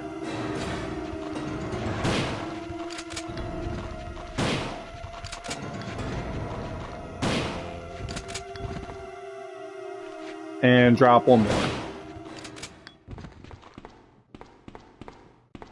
Tell you what, the shotgun insta-kill headshots are just ideal. And I like the way that, when it comes to the original trilogy, I think this one is still my favorite. I think the first one had too much downtime. The third one had too much action, but to me it always felt like this entry had the perfect balance of you go from action to horror, back and forth. So it's like this finely tuned roller coaster. And I think a big reason for that is because they had like no time in development to really do it. Also, throwback if you read the original letter that we did early in the game, because it tells you about this area where there's all this guns and ammunition just stored. So at least we can go ahead and kind of suit ourselves up for a little bit. And we get a little secret. So there's a machine gun in the side pack. With the side pack, I can carry more items. What can I equip? Now, this game does the A-B scenario. You have two characters, Leon and Claire. You can play as Leon, you can play as Claire. When you get here, you could pick either option. If you don't get here as the character in one scenario and you play the other, you could take both. So we're going to take the side pack because I just think it's naturally the best one to take. and it's less walking around. And I love this because there's a machine gun. I should probably save it for Claire. So you can leave the weapon here, and now in Claire's scenario, I would get here, and I could take the machine gun. However, we're not doing Claire B right now, so I'm just going to take the machine gun anyway. Claire will be alright. She'll be fine. She gets a grenade launcher in her playthrough. Like, she is not hurting in the slightest. If anything, Leon's playthrough... The only reason her playthrough is harder is if you do her second, and you gotta deal with Mr. X. Only reason.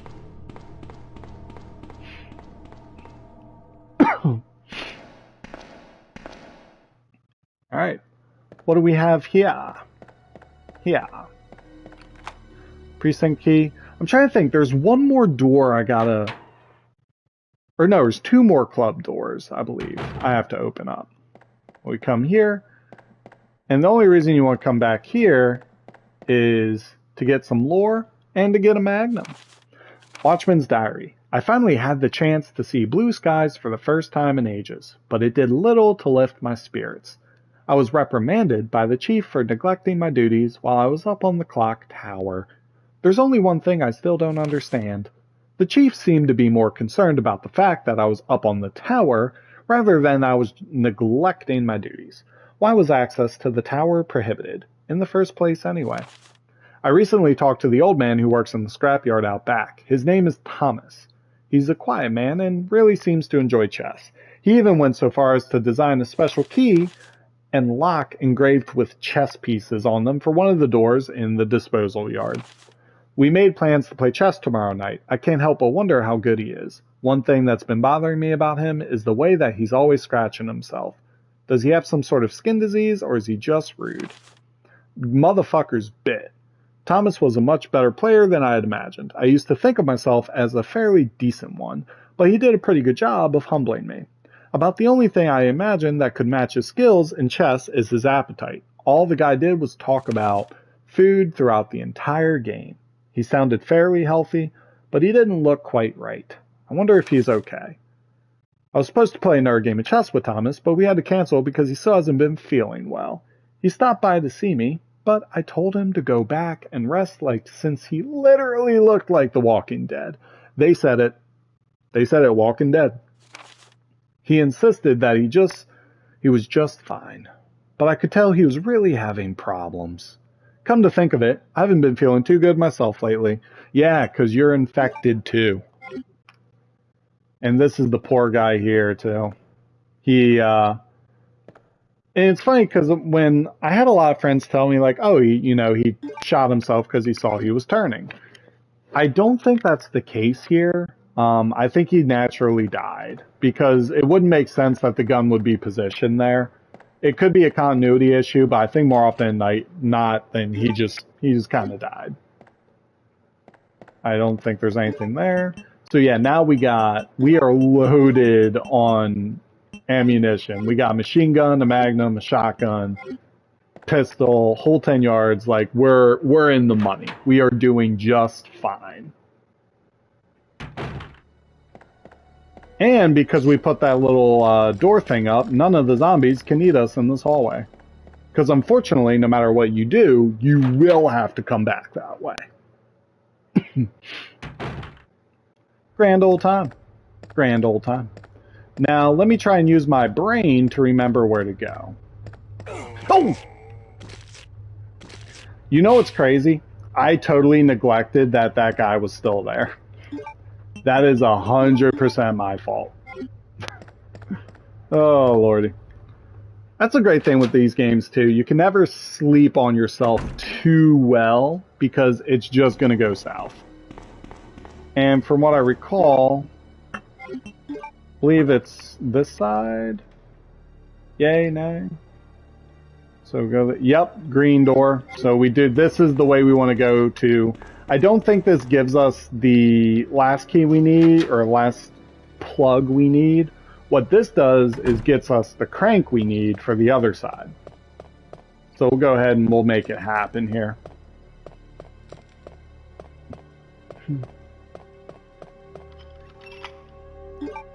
Yeah, discard that key, man. And we get a nice little puzzle room. So from what I remember... Oh wait, hold on. So we come over here. We use the fire. I think it's 2, 3, 1.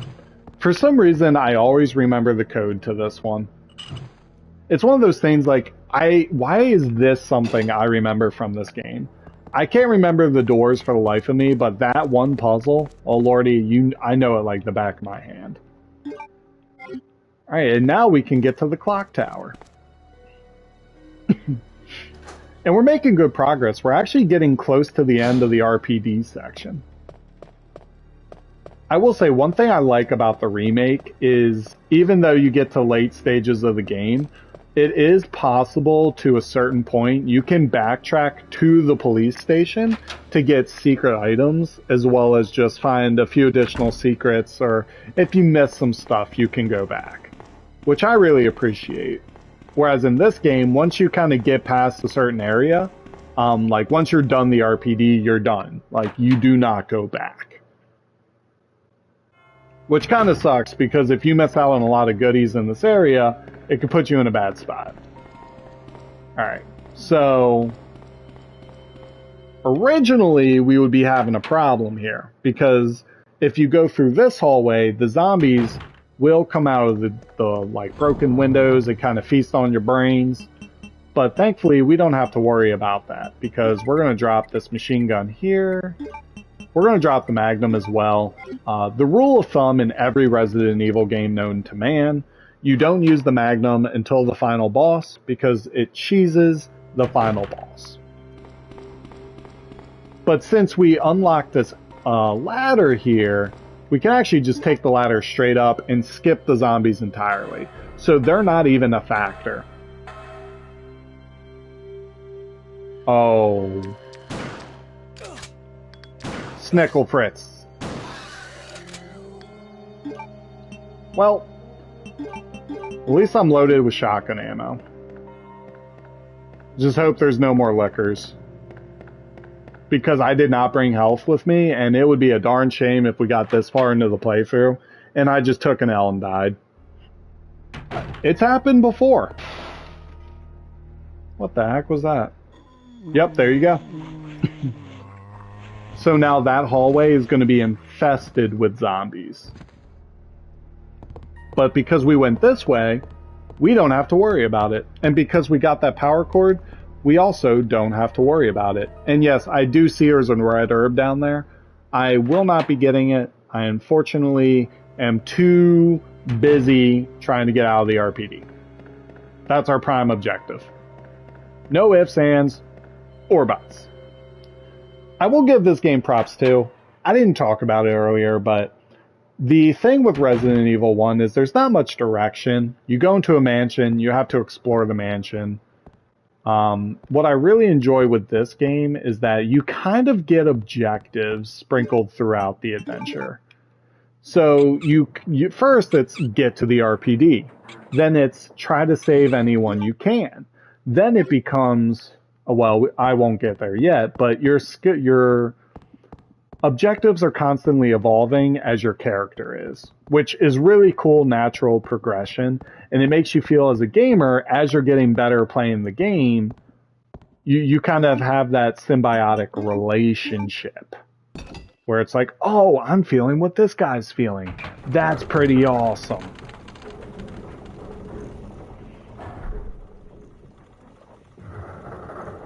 And we're almost at the halfway point of this game, too.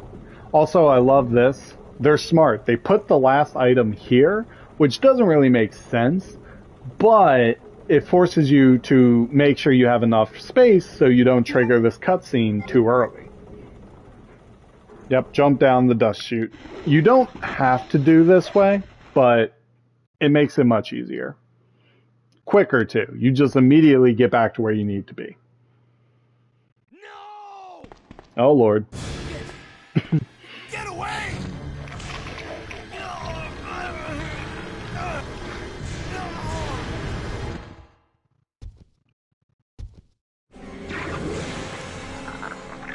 You want to talk about some gross stuff? We've only just begun. Alright, let's go ahead and see if we can't save Ben.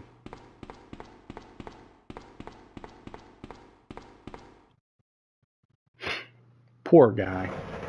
He literally was just camping, and he got smoked. Ben! Can you still hear me? Come on, answer! Damn! I don't believe this. I almost got the story. Ben. Bitter irony. The chief of police, a co-conspirator. Get that scum. Make him pay. Hang in there, Ben. Oh, my chest! It's burning! I love how he has a pocket hanky. What's wrong?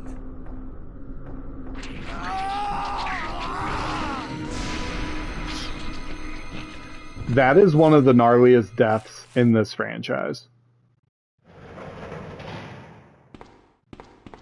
Good God, what was that? Good God, what was that? Mail to the chief. We have lost the mansion lab facility due to the actions of the renegade operative Albert Wesker. Fortunately, his interference will have no lasting effects upon our continued virus research. Our only present concern is the presence of the remaining STARS members. Redfield, Valentine, Burton, Chambers, and Vickers. Now, this is what I wanted to mention earlier, and I'll talk about it in a second. If it comes to light that the STARS have any evidence as to the activities of our research, dispose of them in such a manner that would appear to be purely accidental. Continue to monitor their progress and make certain their knowledge does not go public. Annette will continue to be your contact throughout this affair. William Birkin. I have deposited the amount of $10,000 to the account for your services this term as per our agreement. Also, even in 98, like 10 grand, I feel like the guy should have got more. The development of the G-Virus, scheduled to replace the T-Virus, is near completion. Once completed, I am certain that I will be appointed to be a member of the executive board for Umbrella. It is imperative that we proceed with extreme caution. Redfield and the remaining STARS members are still attempting to uncover information on the project. Continue to monitor their activities and block all attempts to investigate the underground research facilities. William Birkin. We have a problem. I have received information informing me that Umbrella HQ has sent spies to recover my research on the G-Virus. There are an unknown number of agents involved. They must not be allowed to take this project away from me as it represents my entire life's work. Search the city thoroughly for any suspicious persons. Detain any such individuals by whatever means deemed necessary and contact me. Contact me immediately through Annette. With these precautions, any possible threat should be eliminated. I will not allow anyone to steal my work on the G-Virus, not even Umbrella. Man, this guy had all the goods. Where are you going, Ada? To the chemical plant. I have a feeling that's where I'll find John. Ada, wait! I also love how Ada does not give a freak that Ben just died. Do you read me, Claire? We now have access to the back of the parking lot. Got it.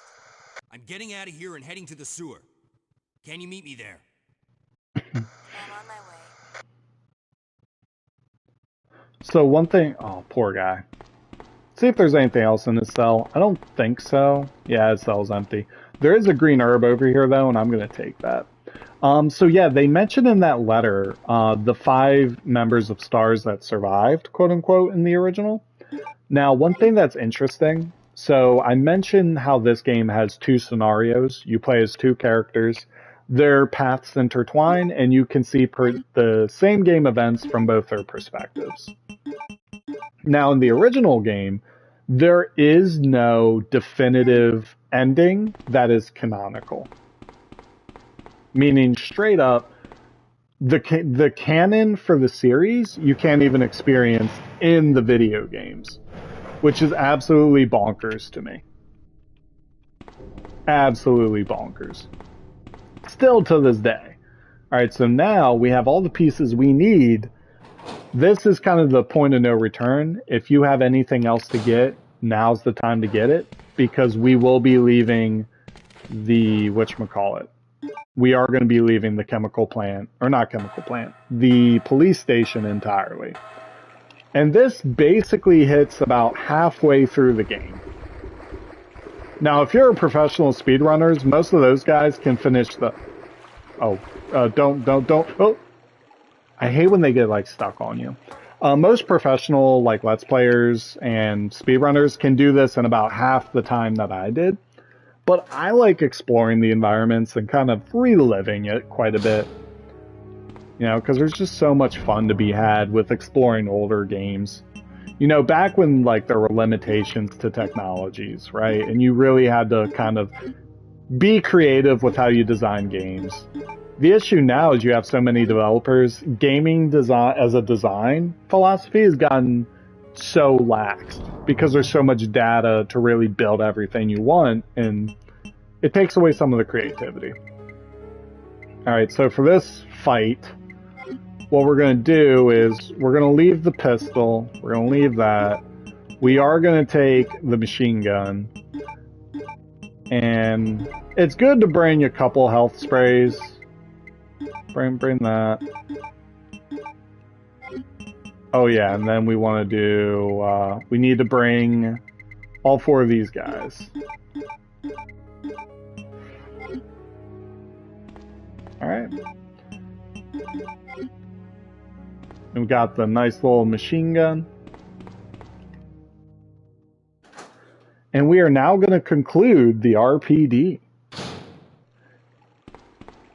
Single-handedly, one of the greatest video game levels in the history of, well, since Pong, honestly. It's paced incredibly well. There's so many unique storylines. You really get to roleplay a lot as Leon. It does so many things right. Or even roleplay as Claire. Whatever your heart's content. And we get to see the big baddie.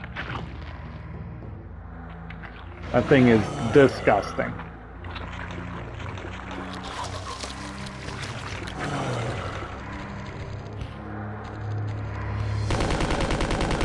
And just go ahead and we're just going to light into them.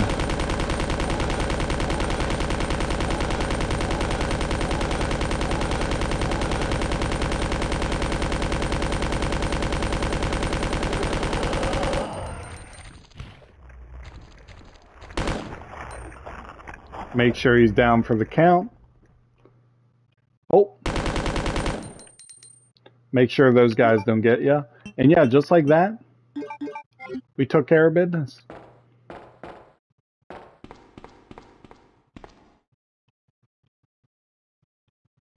Alright. Go ahead and put the plugs in we need. Alright, plug A. No, didn't want to do that. Plug B. Plug C. And plug D.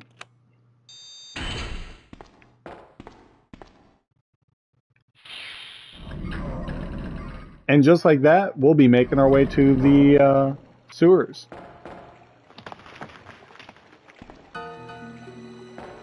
Ada! Ada!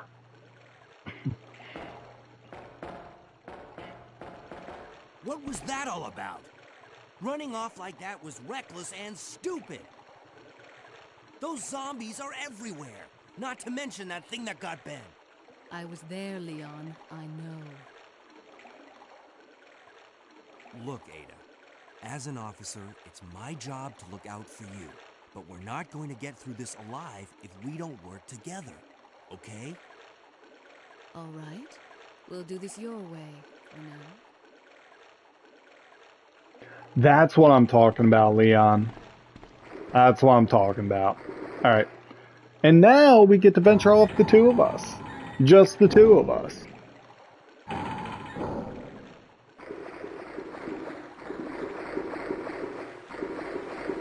And the sewer section, which, oddly enough, I think the How should I phrase this? I think in the remake, the sewer section is not as interesting, but I think the final area, the underground lab, is much better in the remake.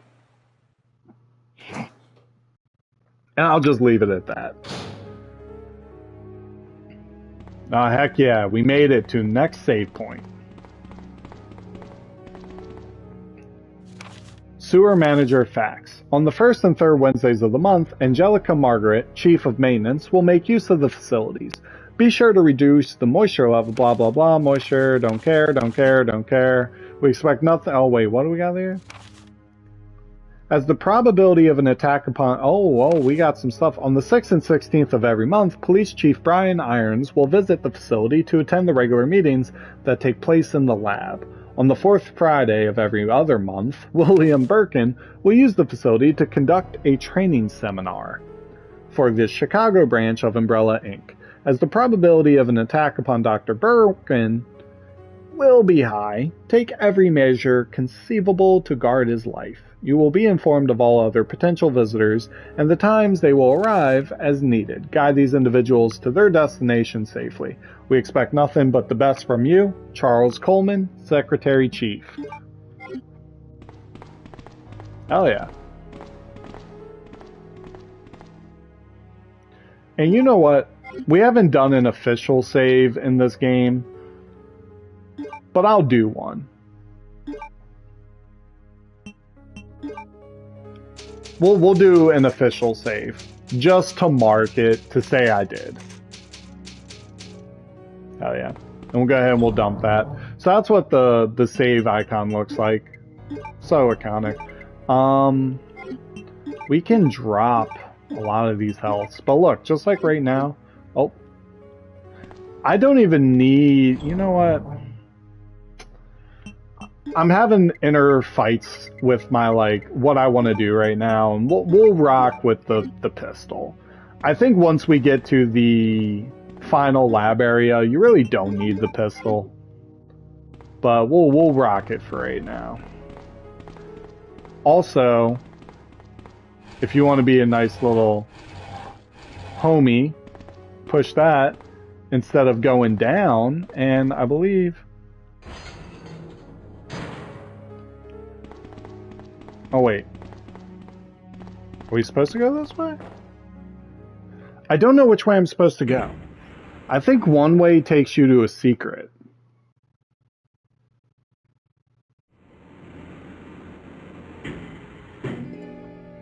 Oh. I was not supposed to go this way.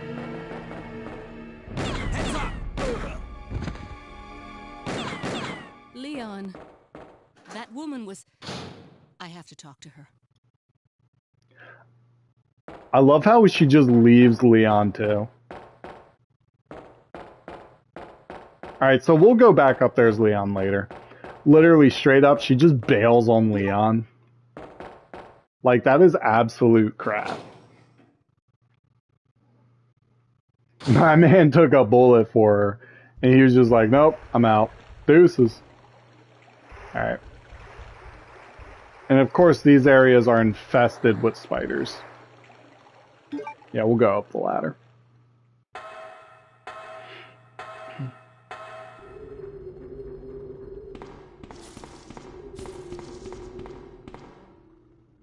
Yeah, we'll go down the ladder. We'll go down, we'll go up, we'll do the whole 10 yards.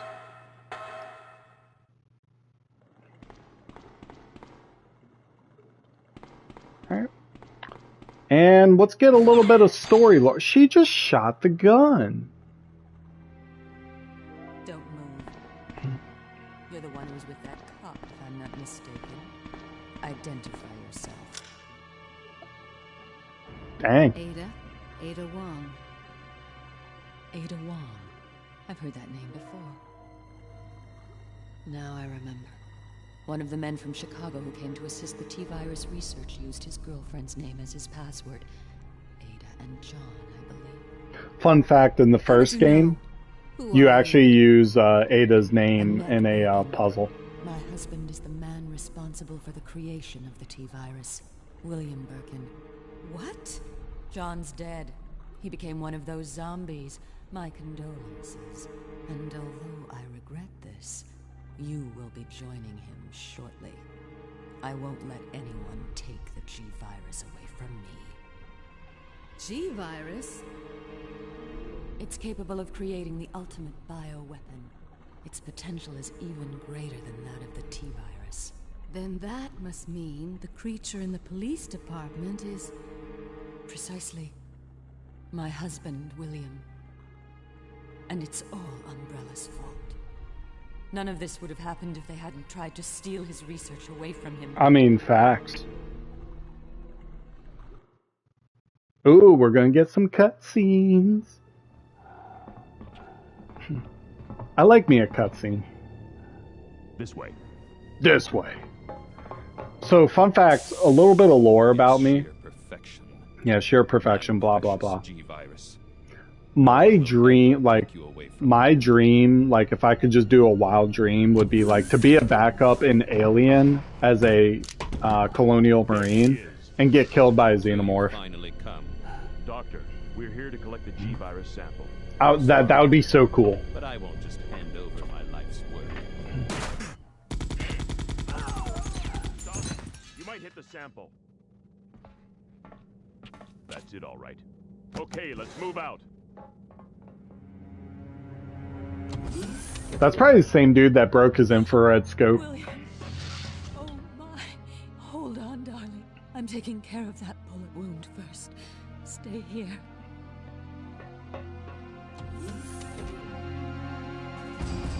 Alpha team, have you retrieved the sample yet? Affirmative. We'll be at the rendezvous point in 1 minute. Roger. Who? That's not good. Are you telling me that he injected the G-Virus into his own body? Hey, much love to you, Final Equinox. Yeah, you caught us on the back end of the first part of our 2-part series here, doing a live stream for Resident Evil 2. It's been a fun old time. We just got through the RPD, so we just made it to the sewer section. What is this? These guys suck too, as like special forces. Hurry!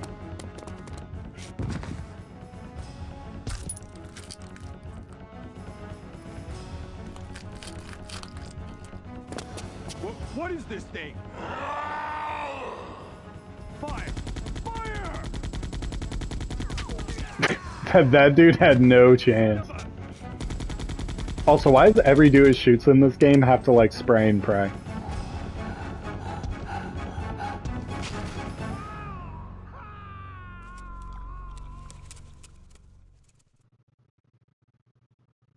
So those rats were the carriers of the virus. As a result of his virus-induced transmutation, William should have lost any prior memories he had as a human by now.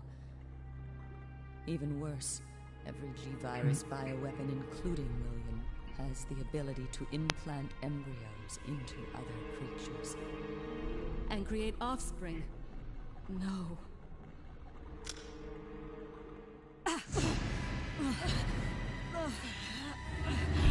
I'm invested in this. She just pimp slap her. I forgot she does that. She just like literally pimp slaps her and then wipes her hair. That is so 90s cheese. What you gonna do?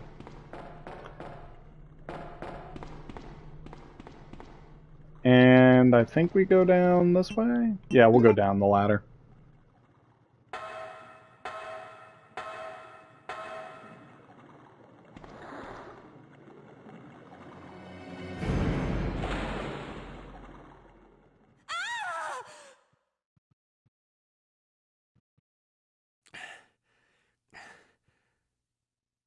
Ada?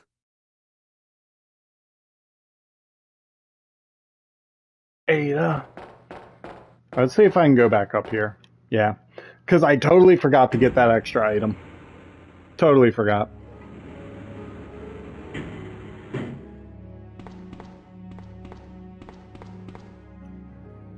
Yeah, so what's down this ladder?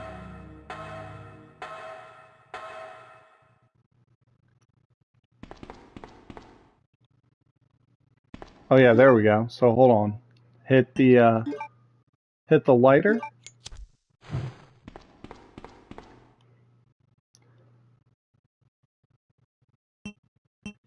So you think we see in Requiem? Yeah, so here's the funny thing about that, right? Like, you're not going to have a Leon story without Ada. Now, I think the revelation in Requiem. All right, so I'm gonna put on my tinfoil cap.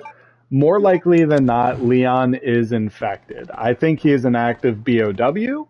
I think we're gonna see the tie-in with RE Village at the end, where like a lot of Blue Umbrella were infected. Final Equinox. I think Leon's gonna be a member as well. So going back to Raccoon City, they're probably going to be looking for not just a cure, but you got to think like Grace is there for her mom and getting the scoop. Leon's not there for that. He's always been a guy that's had higher scaled objectives from like whether it's the Ministry of Defense or the President of the United States before he ended up having to shoot him in 6. Yeah, before I go on a tangent on that, yeah, I do think we'll probably see. Are we going to see Ada and Leon like kiss? No, I don't think we're going to get anything like that. It makes more sense to have the relationship stay ambiguous, but I do think you get a cute little coy, like maybe a hint or two of like, "Hey, I'm happy to have been on this adventure with you." I will say, Capcom is terrible at marketing as well. I don't think Leon dies. They're building it up as if like, oh, this is the end of Leon's story. Like, nah, just hold the phone. It's not the end of Leon's story. Let's pump the brakes. That's not happening. You know, I think more so than not, you will see Leon cure his illness. And it will be him passing the torch to Grace. That's the natural progression, more than anything. I do think they've said that we're going to play as Grace and Leon. I don't think Ada is going to be playable, but they do have DLC, like story DLC set in place.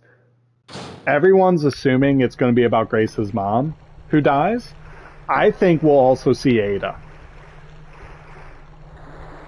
There's a ventilation hole at the base of the ladder. Freak. I can't get that way. Alright, well, let's figure out how to get to Ada. Oh, and there are the spiders. I'm cautiously optimistic about Requiem. I'm not, like, in love with everything I've seen, but nothing I've seen looks bad.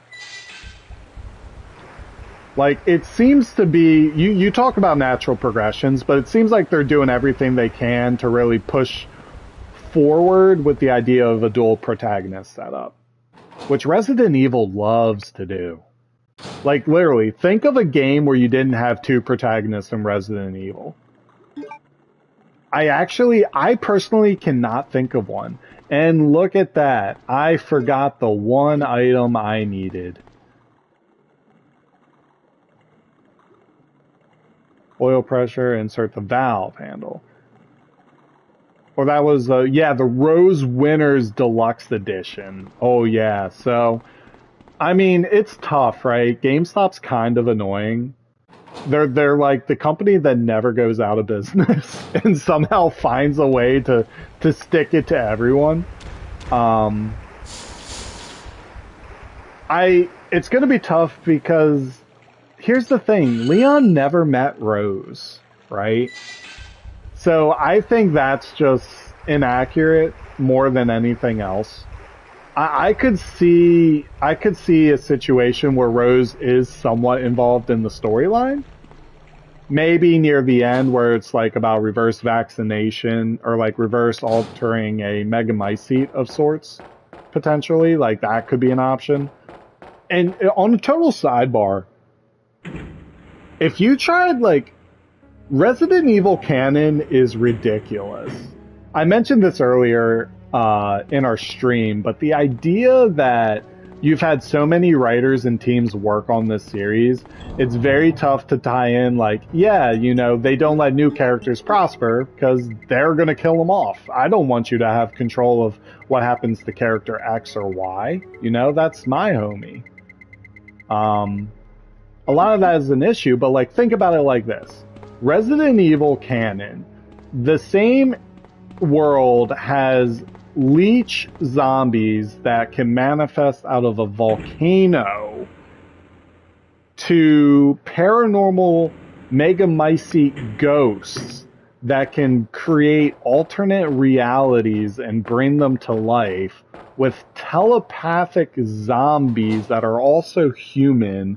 But then there's a cure for all of this that is literally a gas bomb that has only been used one time because of unknown side effects. All of this is in the same continuity, and it's actually batshit crazy.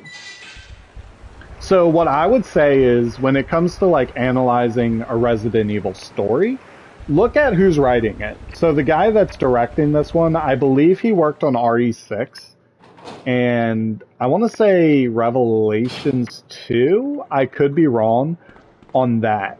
But essentially what that tells me is he understands the relationship between Ada and Leon. It's also not a complicated one. Ada's a government or a secret double agent. Leon is a cop turned Secret Service member. They both like each other, and they both can't live without each other. So they choose to live without each other. It's that double entendre, right? It's classic Shakespeare. And I respect it. Also, don't be dumb. When you get to this point here, please, for the love of God, make sure that you turn this wheel around. Do it twice, or you will hate yourself and have to come back. But yeah, other things I'm curious about with Requiem. So you have two styles of gameplay. You have they're going to let you play in first person and third person. I think this is going to accomplish what RE Village didn't do. I'm not a huge fan of RE Village. From gameplay perspective, I like it, even though it's a dumbed down RE4. Story-wise, I think it's atrocious. I do think, on top of, say, like Ada, for example, we are going to see... You're going to see Jill Valentine in some capacity. You'll see Chris in some capacity. It's going to happen. There's no way it doesn't. Will we see people like Bill and etc.? Probably not. Also, can I just say that she's been dealing with this the whole time? And now the freaking alligator dude just decides to be an asshole?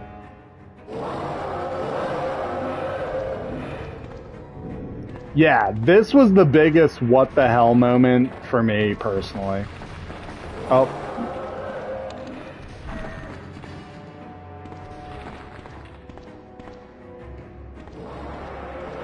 So what we're going to do is get to the point where your camera's kind of sitting like this. The alligator is going to eat the bomb thing, and we're going to shoot the bomb thing.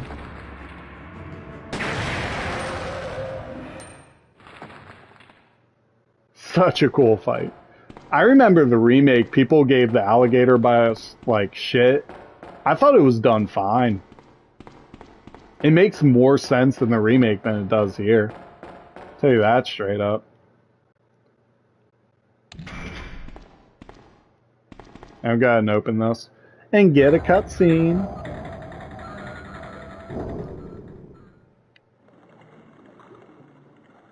I was also asked like what my favorite Resident Evil game was earlier.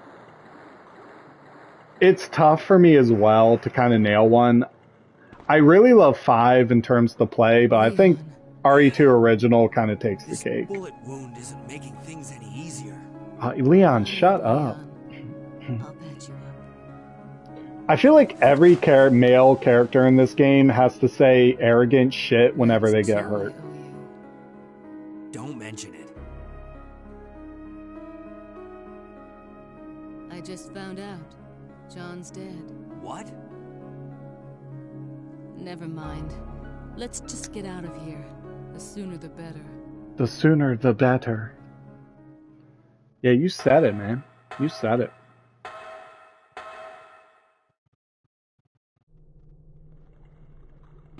Yeah, it's a shame the voice actor passed away for Leon too. I love the new one. Give Leon or not Leon, give Capcom credit. Even when the writing in their games isn't the most ideal, they always nail the voice actors. And grab this little medallion. Eagle medal, yeah, I'll take that.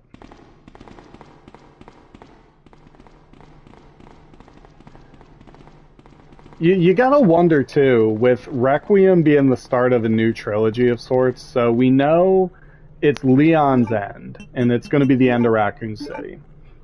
I don't need this right now? What do you mean? Do I need this? Ah, I used my man brain. Why put a medal where you could put a valve?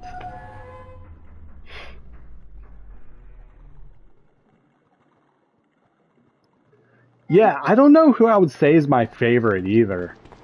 Like, it's funny when you think about it. Resident Evil, the best characters, right? Take like Barry Burton, Rebecca Chambers, Albert Wesker. What do they all have in common? They have very little screen time. Like, they're so memorable. And it's because they play the archetypes so well, right?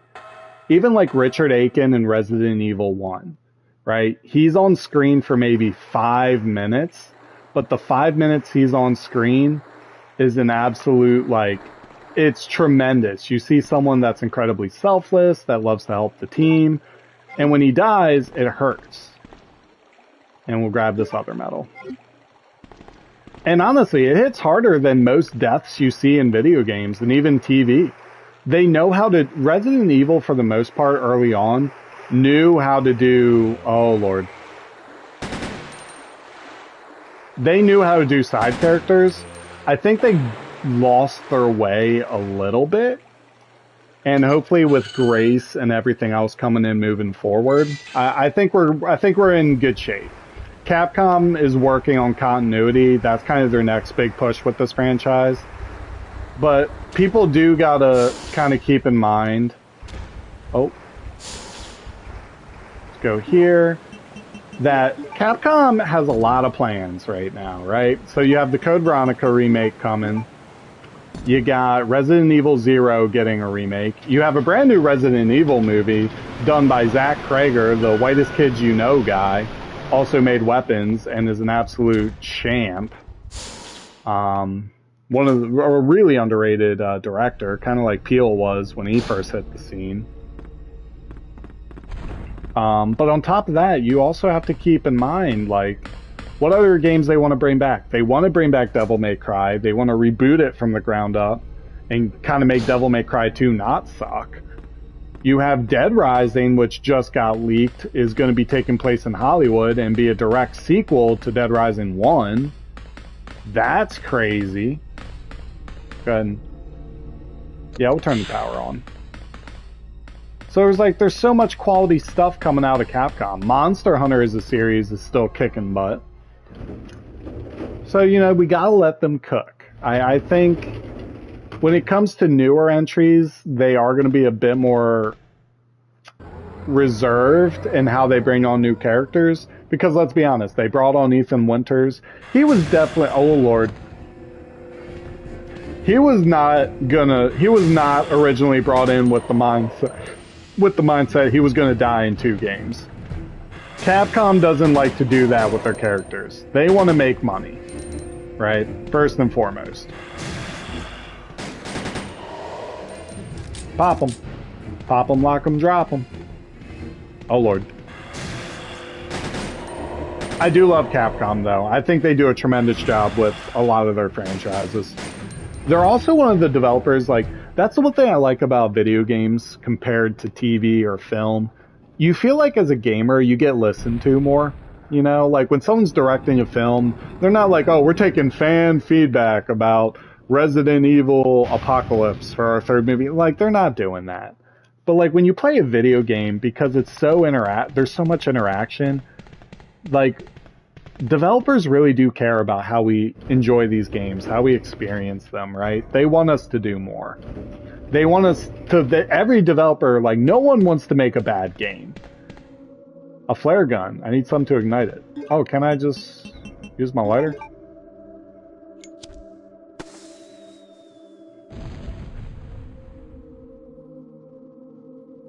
What's crazy is I totally forgot that flare gun existed.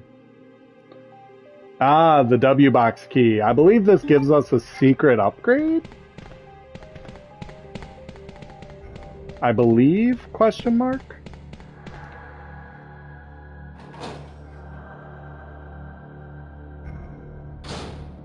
Alright. Let's see here.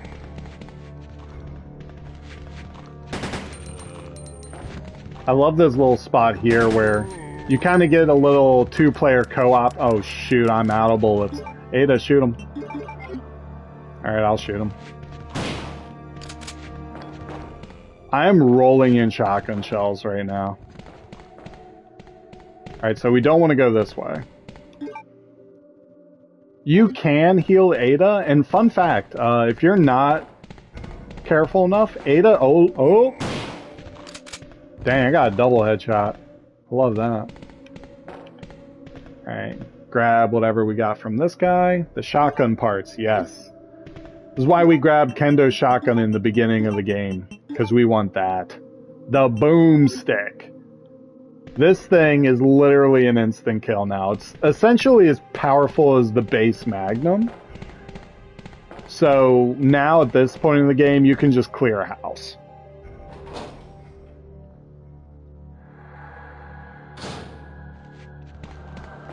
See if we can put this thing to good use. Oh Lord. That thing's got kick to it too. It literally throws Leon all the way back. It can literally tear enemies in half too. You don't even have to hit the enemy directly to get the instant kill too. Whereas with the base shotgun, you kind of needed the headshot. This thing, you can just shoot and you can just tear them apart. It doesn't hurt, you know, just grab more health. Why not?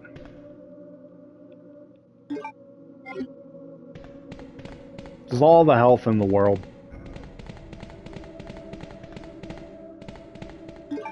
This is also the first time in the franchise, too, that you had two characters actually play in tangent with one another, which is pretty cool.